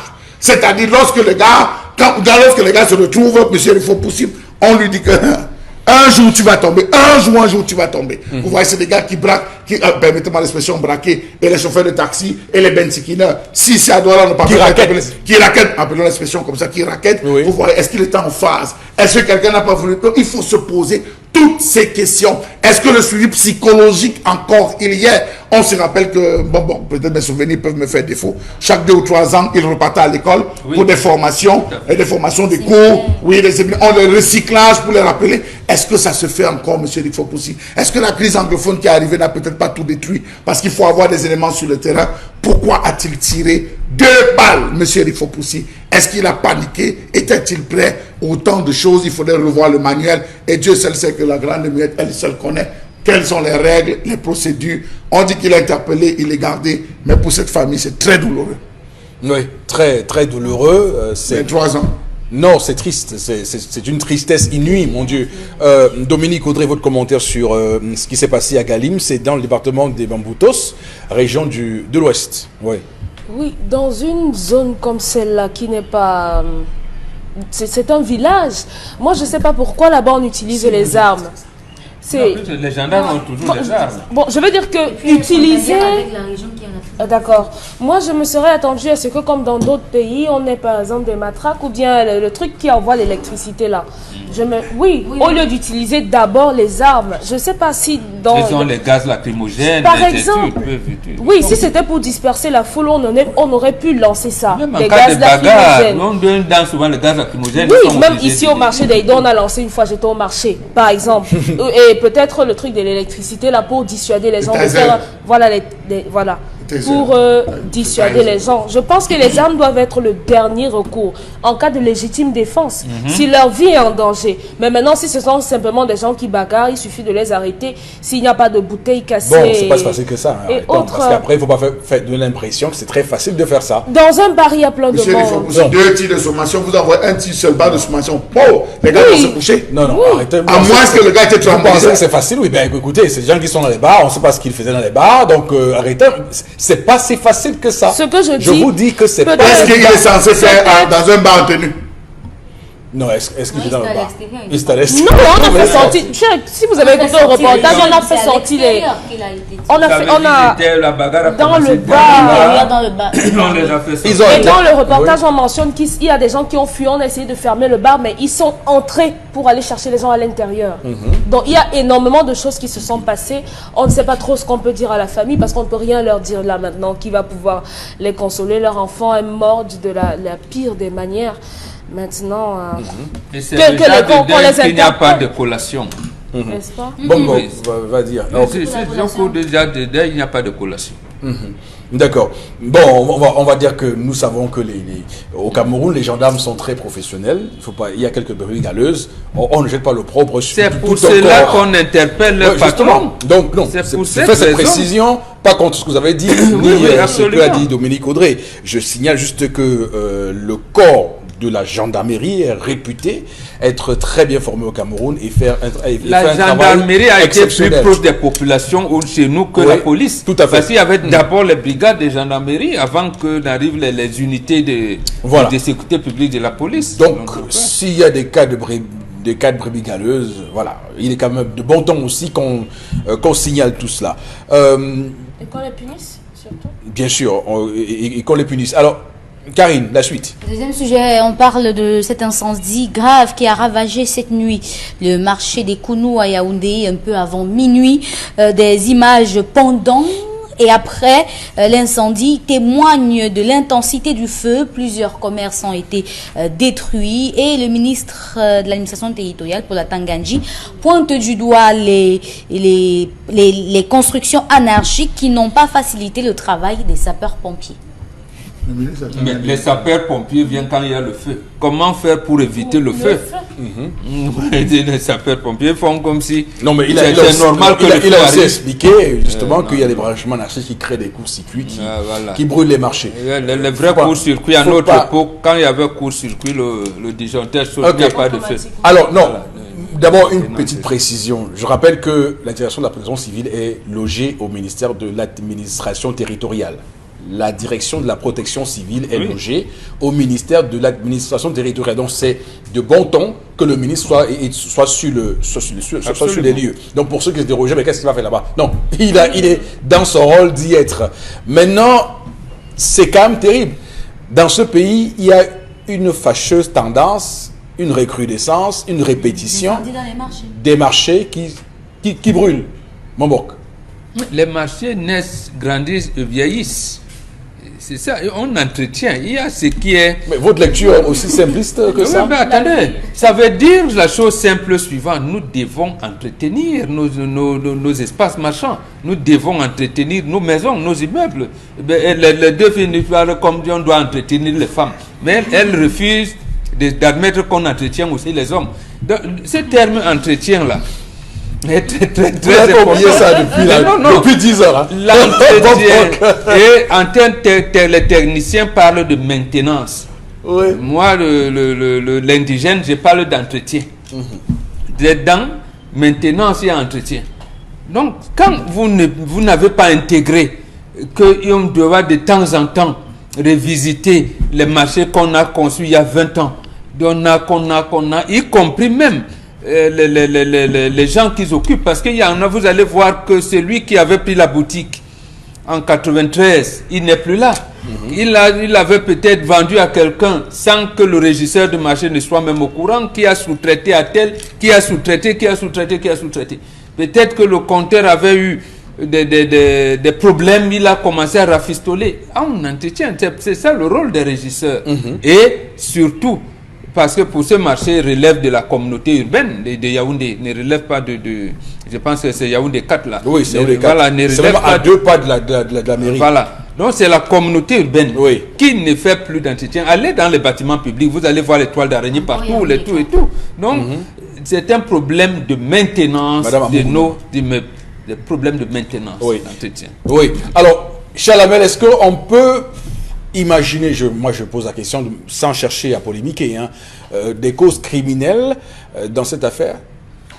Monsieur Eric Fopoussi, on a eu combien de marchés qui ont brûlé à Douala? Parce que tous. Jusqu'à Tico, Moya, ou c'est Moya, Mouyouka, partout, combien de marchés?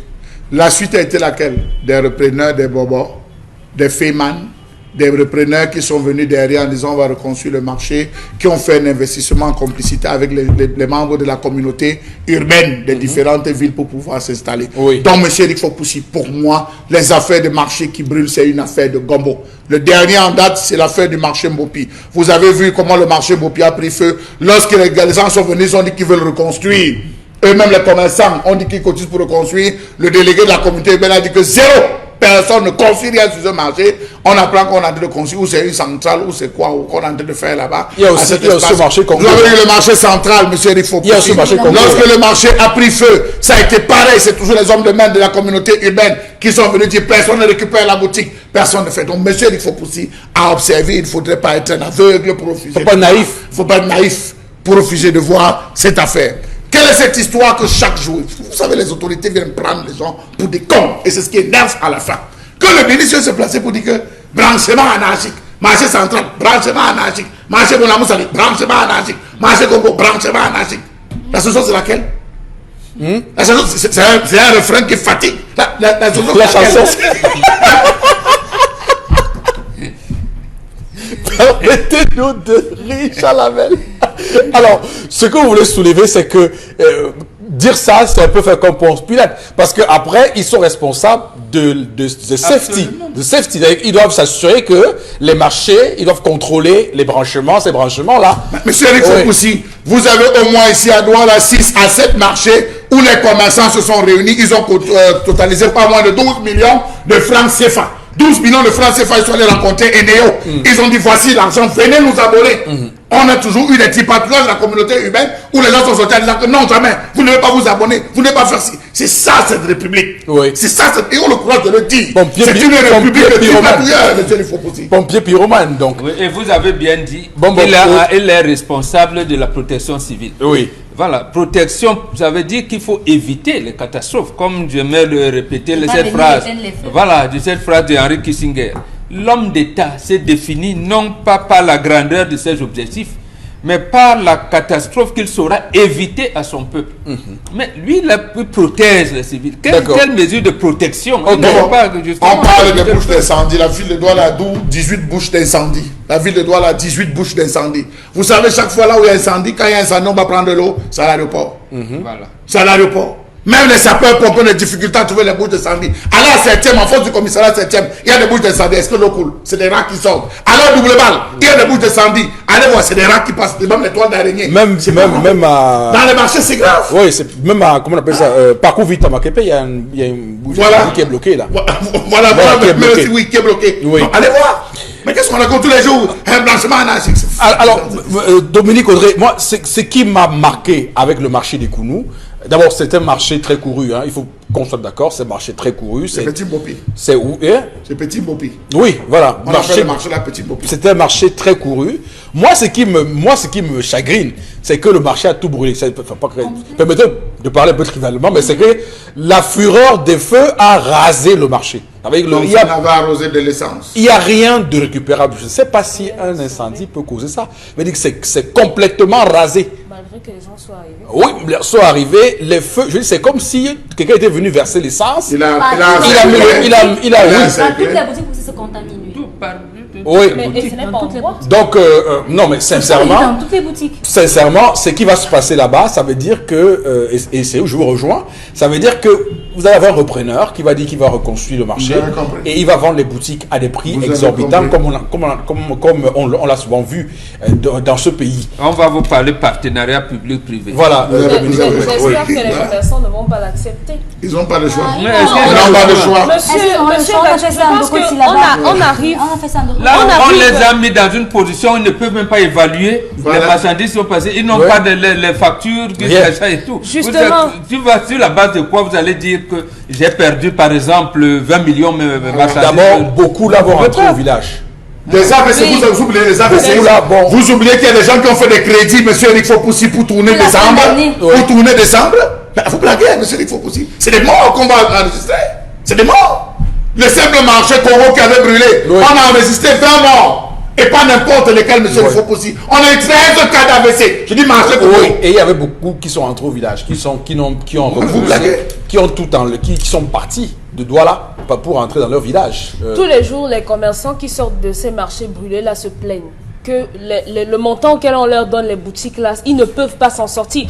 Mais je pense on arrive à un moment au Cameroun où on ne doit plus tout accepter en disant on va faire comment.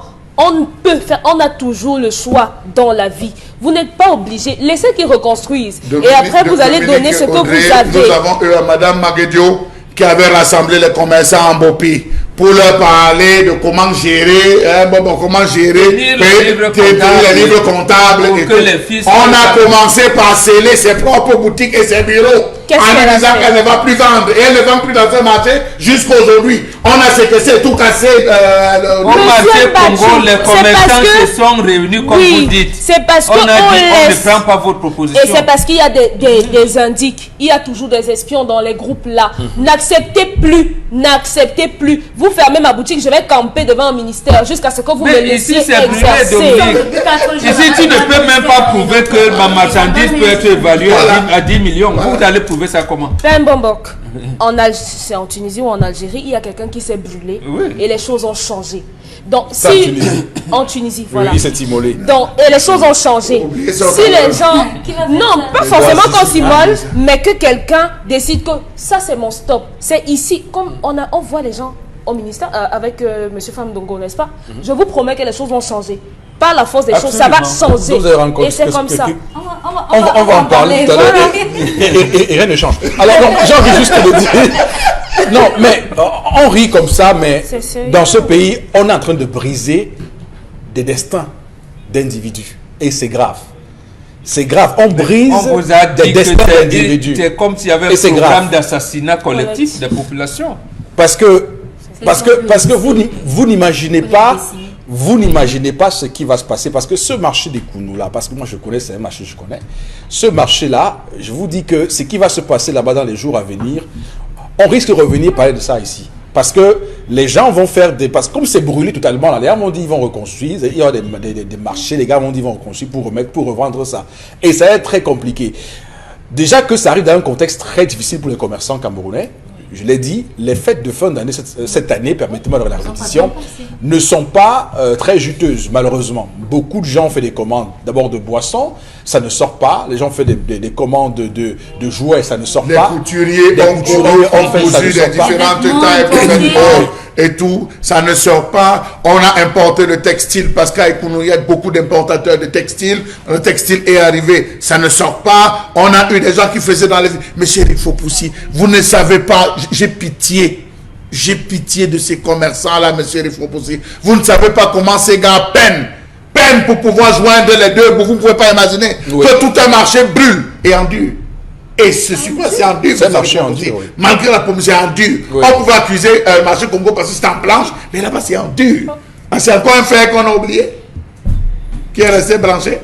Et ce qui est sûr, c'est que on a trouvé, non, ce qui est sûr, c'est que le branchement anarchique, on a trouvé la raison, la cause bateau. Chaque fois lorsqu'il y a un marché qui brûle, ces branchements anarchiques, constructions anarchiques, et finalement on ne tire pas les leçons de ces constructions anarchiques. Oui, voulez-vous ajouter quelque chose, Dominique? Oui, il y a aussi le jeu avec l'électricité qui vient à sa part. Vous savez que quand l'électricité revient, comme M. Machoua a parlé, ici même les régulateurs de tension, ça pète. aussi. Donc il faudrait incriminer aussi cette société-là qui joue avec les... Non, mais c'est pas forcément elle, parce que il y a aussi, et peut-être pour moi l'occasion de rappeler quelque chose, pas sur Loulou, c'est que aujourd'hui au Cameroun, il y a la contrefaçon, la contrebande. Vous savez que les courants, d'ailleurs j'ai appris ça tout récemment, les courants qui sont vendus, les câbles qui sont vendus, les câbles sont vendus, les câbles électriques ne sont plus de bonne qualité, ne sont plus appropriés.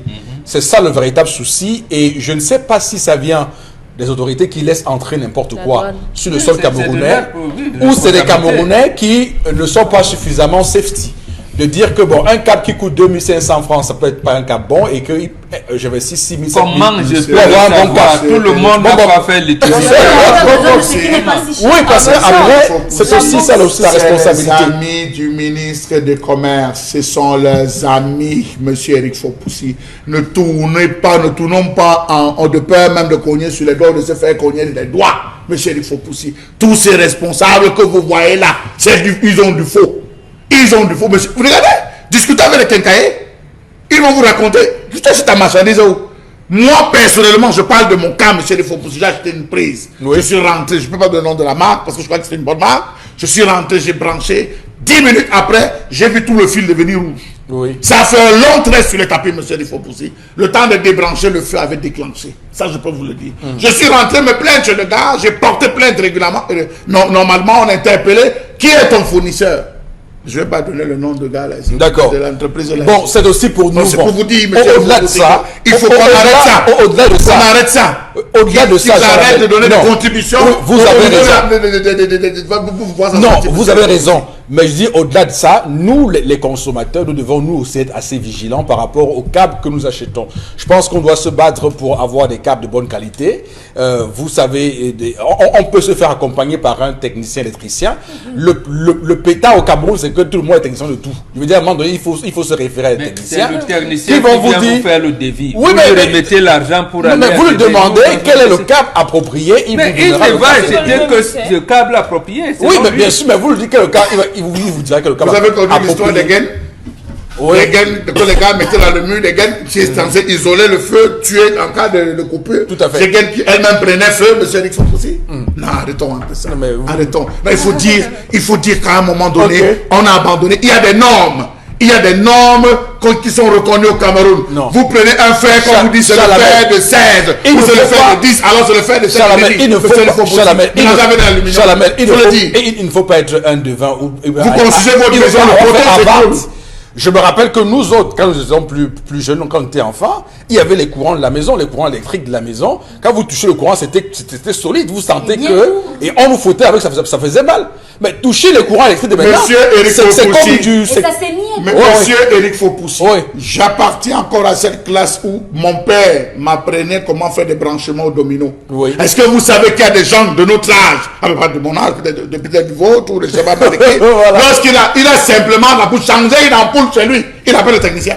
Que l'ampoule encore, viens voir comment on va changer l'ampoule. Le domino, non, si c'est le débat pour dire que la connaissance, c'est-à-dire vous ne connaissez pas manipuler, c'est la connaissance, monsieur Eric Fopoussi. Il y a des gens qui n'ont pas été éduqués à ça. Oui, pour savoir quel est le bon câble. Voilà, tout à fait. Ok, on va s'arrêter là. En espérant que les Camerounais nous écoutent et puis puissent s'imprégner de ces règles safety, c'est important. Karine. Oui, on va vous proposer des images du monologue. De sécurité. Des images du monologue qui s'est tenu hier à Yaoundé au siège avec le ministre de l'enseignement supérieur Jacques Famdongo. Hier vers 14h30, lorsque les docteurs PhD recalés entrent dans la salle, ils pensaient assister à une discussion au cours de laquelle ils allaient parler, le ministre allait parler, tout le monde allait parler, mais au final ils se sont retrouvés en train de participer à une conférence de presse comme s'ils étaient partants pour ça, et à la fin on n'a pas pu recueillir leurs différentes réclamations et le ministre leur a dit que ça ne dépend pas de lui, donc on ne pourra pas faire de liste additive à son niveau. Et les docteurs ont dit, tant qu'on ne fait pas cette liste additive, on continue. Alors, Bombok, Jacques Famdongo, professeur, ministre d'État, désormais, il n'est plus que ministre, il est ministre d'État, ministre de l'enseignement supérieur, qui a reçu ces gens-là. On se demande, mais c'était pourquoi faire? Absolument. Parce que lui-même, il a été recruté comme enseignant par une méthode classique. Les universités n'attendent pas que le chef de l'État instruise qu'on recrute en nombre.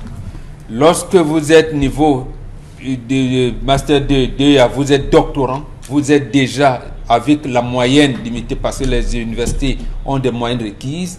Par rapport aux demandes, on commence à vous utiliser là comme chargé de TD. Comme chargé de TD. Et on engage par la même occasion votre procédure de recrutement. Ça, c'est le recrutement classique. Ça se fait dans toutes les universités du monde. Il vous appartient. Quand vous sortez du cursus parce que vous voulez vous chercher ailleurs, ça c'est un problème. C'est un autre problème. Ça veut dire que vous vous êtes engagé à trouver du travail ailleurs. Mais pour ceux qui sont là, qui veulent continuer, qui veulent entrer soit dans l'enseignement ou la recherche, ou les deux, ils ont un cursus bien déterminé. C'est connu. Quand vous êtes déjà en master, pour aller en master, il faut que j'ai 12, 13 de moyenne. Il faut que... Donc, c'est connu. Donc, il est anormal. On a même certains départements qui n'ont pas d'enseignants. Et ils attendaient le recrutement spécial instruit par le chef de l'État. Non. Non, c'est pas normal. Dans un pays où les docteurs sont... D'accord, c'est pas normal. Oui, Chalamel, pas de liste additive, a dit le ministre. Mais est-ce que vous y croyez? Je crois que ça sent plutôt bon, non? Il peut... Est-ce que vous y croyez? Ça ne sert à rien pour vous de continuer de faire le pied de grue à l'entrée de mon ministère.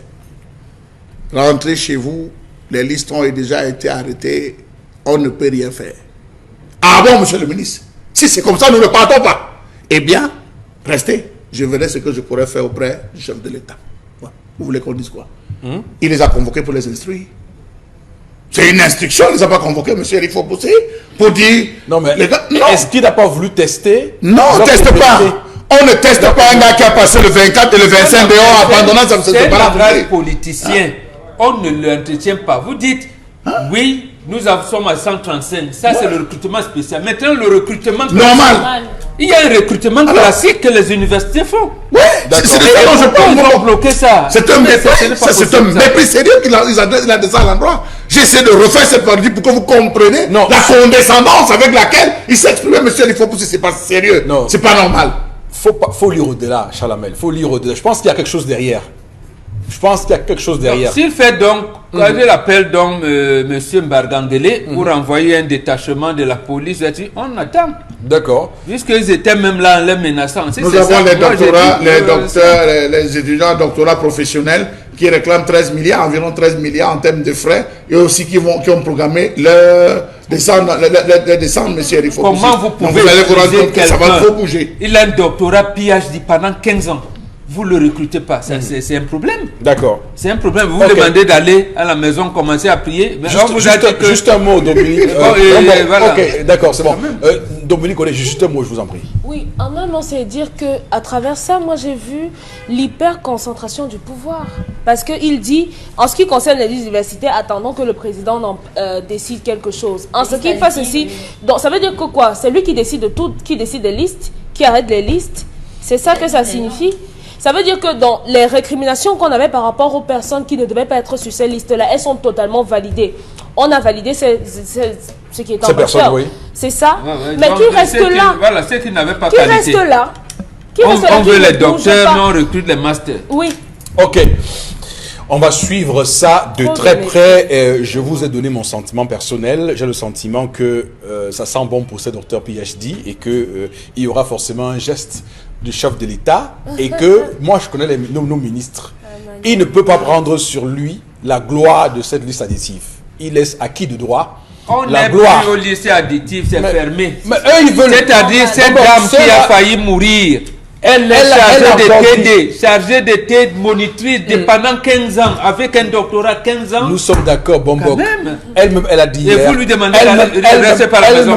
Elle a eu un malaise entre-temps. Oui, après le malaise, elle a eu un malaise hier. Il faut revenir là. Oui, mais eux, ils ont dit que pour qu'ils quittent cet endroit-là, il faut qu'on fasse une liste additive. Ils l'ont clairement dit au ministre.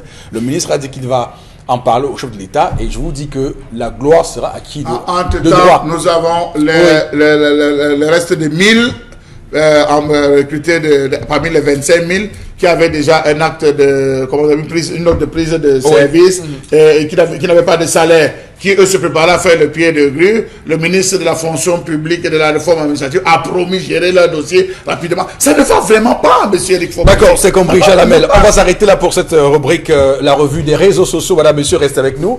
Dans un court instant, l'interpellation et ensuite commentaire sur le plateau.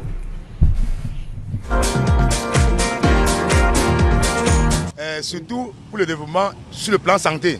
Je pense que une seule main n'attache jamais un paquet. Voilà, moi je suis tradipraticien, traitant, alors traitant voyant, mais nous avons toujours, pour le bien de la population, nous avons toujours sollicité que pour certaines maladies dont nous ignorons un peu, quel genre de maladie c'est, nous conseillons à nos patients d'aller d'abord se faire consulter dans les centres hospitaliers modernes et nous apporter les résultats. Pourquoi pas? À partir de cette détermination des résultats, nous aussi, on essaie de faire à notre niveau maintenant, étant déterminés à savoir exactement de quoi ils souffrent. Donc pour ne pas être embrouillé un peu ou alors être dans la confusion. Alors, bon, ça fait sourire, mais soyons sérieux. Commentaire sur ce qu'il veut dire. Il veut parler de la médecine traditionnelle, ou alors nous on l'appelle la médecine douce. La médecine douce comme pourrait associer à la médecine occidentale. Il n'y a pas voilà, conventionnelle, comme on dit. Donc c'est ça. Et il existe des sous-directions de la pharmacopée africaine, que ce soit au ministère de la Recherche scientifique et de l'innovation ou au ministère de la Santé publique. Il y en a qui, dans leur thèse de doctorat, travaillent sur les deux médecines. Mais pourquoi on laisse une et on privilégie l'autre? Parce que les institutions de l'OMS vont dans ce sens-là, mais malheureusement, d'accord, on en est là. Nous parlons ce matin des motos KTM et ces tricycles Omega T. Et pour en parler, Constylamine est avec nous. Ce matin, Constylamine, bonjour. Je ne sais pas pourquoi je souris. Mais normalement, quand je souris, c'est qu'il y a une très très bonne nouvelle. Et que cette bonne nouvelle-là peut changer la vie des Camerounais. Bien entendu, Eric, c'est une très bonne nouvelle. Parce qu'une fois de plus, le concept Salaka a encore frappé fort, en mettant en son salière au sein de son concept un partenaire qui vous permettra, chers téléspectateurs, d'avoir des motos de qualité et bien sûr des tricycles de qualité. Et ces motos ont pour marque les motos KTM. Retenez bien sûr cette marque désormais. C'est une marque que vous devez bien entendu inscrire dans votre programme, les motos KTM et les tricycles Omega T qui sont commercialisés au Cameroun et en Afrique par la société Omega. Alors c'est donc l'occasion plus que jamais pour moi ce matin d'attirer l'attention de tous les téléspectateurs, bien entendu, sur ces motos de qualité, à savoir les motos KTM, Eric. Alors, présentez-nous ces motos KTM, les caractéristiques et surtout le prix. Alors d'accord, il est déjà question ce matin déjà pour moi, comme l'écran l'a tout à l'heure montré, c'est des motos bien sûr de qualité supérieure. Je sais qu'il y a des motos sur le marché camerounais, mais depuis pratiquement quelques années, il y a les motos KTM. Et ce matin, je viens officiellement présenter ces motos à tous les téléspectateurs de cette émission, à ceux-là qui ont besoin de rouler dans le confort, de rouler dans la sécurité, de rouler dans l'élégance, qu'il est question de se rendre dans les agences, c'est-à-dire dans toutes les agences KTM du Cameroun et d'avoir une moto KTM. Parlant bien sûr des caractéristiques de ces motos, il faut rappeler que les motos KTM sont les motos qui sont tout d'abord des motos solides. C'est des motos robustes, c'est des motos élégantes. Il faut à côté bien sûr de l'élégance de ces motos-là, il y a également cette particularité que les motos KTM ont un moteur turbo. Oui, comme j'aime si bien le dire, le moteur turbo est cet élément qui augmente la puissance et la vitesse du moteur. Les motos KTM sont également des motos qui ne consomment pas assez de carburant. Les motos KTM sont dotées d'un système de refroidissement à air. Les motos KTM sont tout simplement les motos recommandées par tout un chacun. Ce sont des motos élégantes, ce sont des motos nyanga, ce sont des motos arrosées d'1 an de garantie. Alors chers téléspectateurs, vous me regardez en ce moment, c'est le concept Salaka qui vous recommande ce matin les motos KTM by Omega T. Alors parlons bien sûr du prix de ces motos. Je rappelle que par le passé, ces motos coûtaient pratiquement 490 000 francs par le passé. Mais comme cette entreprise a décidé de signer avec le concept Salaka, vous avez à partir de cet instant et cela jusqu'à la fin du mois de mars, une moto KTM, une moto KTM robuste, une moto KTM Nyanga, vous l'avez à partir de 450 000 francs. Oui, ce ne sont pas des motos qui sont comme le papier. Ce ne sont pas des motos là qui sont n'importe comment. Ce sont des motos solides. Ce sont des motos Nyanga. Et vous savez très bien que quand le concept Salaka décide de présenter quelque chose, c'est que cette chose-là est de qualité. Alors je conseille bel et bien tous nos téléspectateurs, que ce soit à Yaoundé, à Garoua, à Bépanda, à Bomono, en Golemendouka, au Gabon, vous avez besoin d'une moto. Alors je vous conseille les motos KTM. Retenez bien sûr le nom. Ce sont les motos KTM by Omega T. Vous les avez à partir de 450 000 francs. Une moto neuve. Une moto dans le carton. Ça veut dire quoi? Cette moto vient avec tous les accessoires. Vous l'avez à partir de 450 000 francs dans toutes les agences KTM qui vous seront présentées tout à l'heure. Alors, que reçoit-on, Consilamine, quand on achète une moto KTM? Alors, qu'est-ce qu'on reçoit quand on achète une moto KTM? Je rappelle que l'achat d'une moto KTM vous donne déjà droit à 1 an de garantie. Je n'ai pas dit 6 mois, j'ai dit bien 1 an de garantie. Une moto KTM vous donne droit à un casque de sécurité, vous donne droit à un magnifique polo comme ce que j'ai sur moi, vous donne également droit à 1 litre d'huile et bien entendu plusieurs autres avantages qui vous seront présentés dans les agences KTM. Je rappelle qu'il y a plusieurs avantages c'est-à-dire que vous allez recevoir dès que vous allez acheter la moto KTM. Acheter une moto c'est bien, mais acheter la moto KTM présentée par le concept Salaka, c'est encore mieux. Je rappelle que le stock, il est très limité. C'est l'occasion plus que jamais d'appeler dès à présent et de commander la moto KTM à partir de 450 000 francs seulement. Allons-y rapidement. Alors, quels sont les points de vente KTM? Alors, les points de vente KTM, nous sommes bien sûr à Douala, du côté de la rue Koto, à Deido. Nous sommes également du côté, c'est-à-dire du Grand Moulin à Bépanda, à PK9, également à Nebel Koulouloun au carrefour Bidon et surtout du côté de Yaoundé au quartier Emana, c'est-à-dire quartier Emana. Mais ceux qui ont besoin de commander les motos KTM, quelle que soit votre ville, quel que soit le pays, appelez directement la direction commerciale de KTM. Vous serez livré à domicile, quel que soit où vous êtes. Je rappelle que ces motos sont des motos de qualité. Ce n'est pas du n'importe quoi. À côté, bien sûr, des motos KTM, on parle également des tricycles Omega T. Eric Fopossi. Regardez ce tricycle. Il est costaud. Il est robuste. C'est un tricycle vraiment d'une qualité exceptionnelle. C'est l'occasion pour moi d'attirer l'attention de nos amis transporteurs, de ceux qui font dans la livraison des marchandises, de ceux qui font dans le transport des marchandises, de tous ceux-là qui veulent élargir, c'est-à-dire leur activité, d'aller dans les agences KTM ou alors d'appeler directement les numéros de téléphone. J'ai dit bien un tricycle KT, un tricycle Omega T. Vous l'avez à partir de 1 350 000 francs. C'est un prix de promotion valable uniquement dans les agences KTM et partenaires. Également, ceux qui ont besoin, bien entendu, d'appeler, de commander, c'est l'occasion plus que jamais de le faire. Et ceux qui n'ont pas assez d'argent, nous acceptons les paiements par tranche dans les agences KTM. Alors, chers téléspectateurs, il faut ça pour Bépanda, il faut ça pour Bomono. You want buy moto. You want say just no concept Salaka. Donc, quand me give a new product, they call them say moto KTM. On appelle ça en Douala tout. Et bien entendu, voilà tout nyabouam, pas vraiment tout KTM.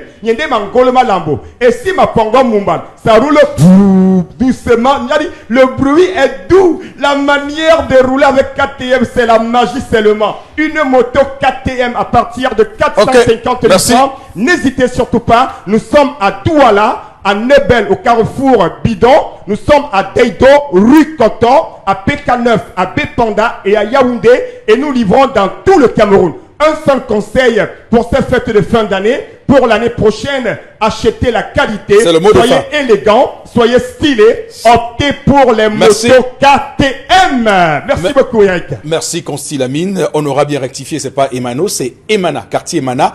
À Yaoundé. Alors, Karine, on va lire quelques messages reçus de nos téléspectateurs ce matin. Oui, on a Michel Tagneux qui nous écrit sur la page Facebook et nous dit que le gendarme en question était en état d'ivresse. Donc, ça corrobore ce qu'a dit Charles Hamel tout à l'heure.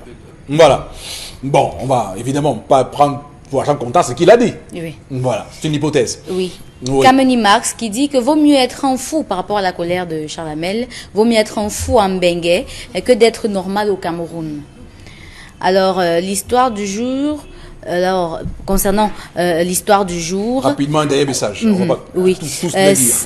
En tout cas, l'histoire du jour, les messages sont très longs, on va pas pouvoir... Ok, le rendre d'accord, on ici. s'arrête là. Merci beaucoup à tous et à chacun. Bon, Bengan, vous n'avez pas oublié ce qu'on s'est dit tout à l'heure, l'histoire du jour. Merci à M. Bachou, merci à Dominique Audrey-Engelec, merci à vous, Karine Sontier, madame, messieurs, nos équipes techniques qu'on remercie chaleureusement, Emmanuel Wapi, Carlos Minoué, François Dikoumet, et on se retrouve lundi prochain, 10h. Que Dieu bénisse le Cameroun.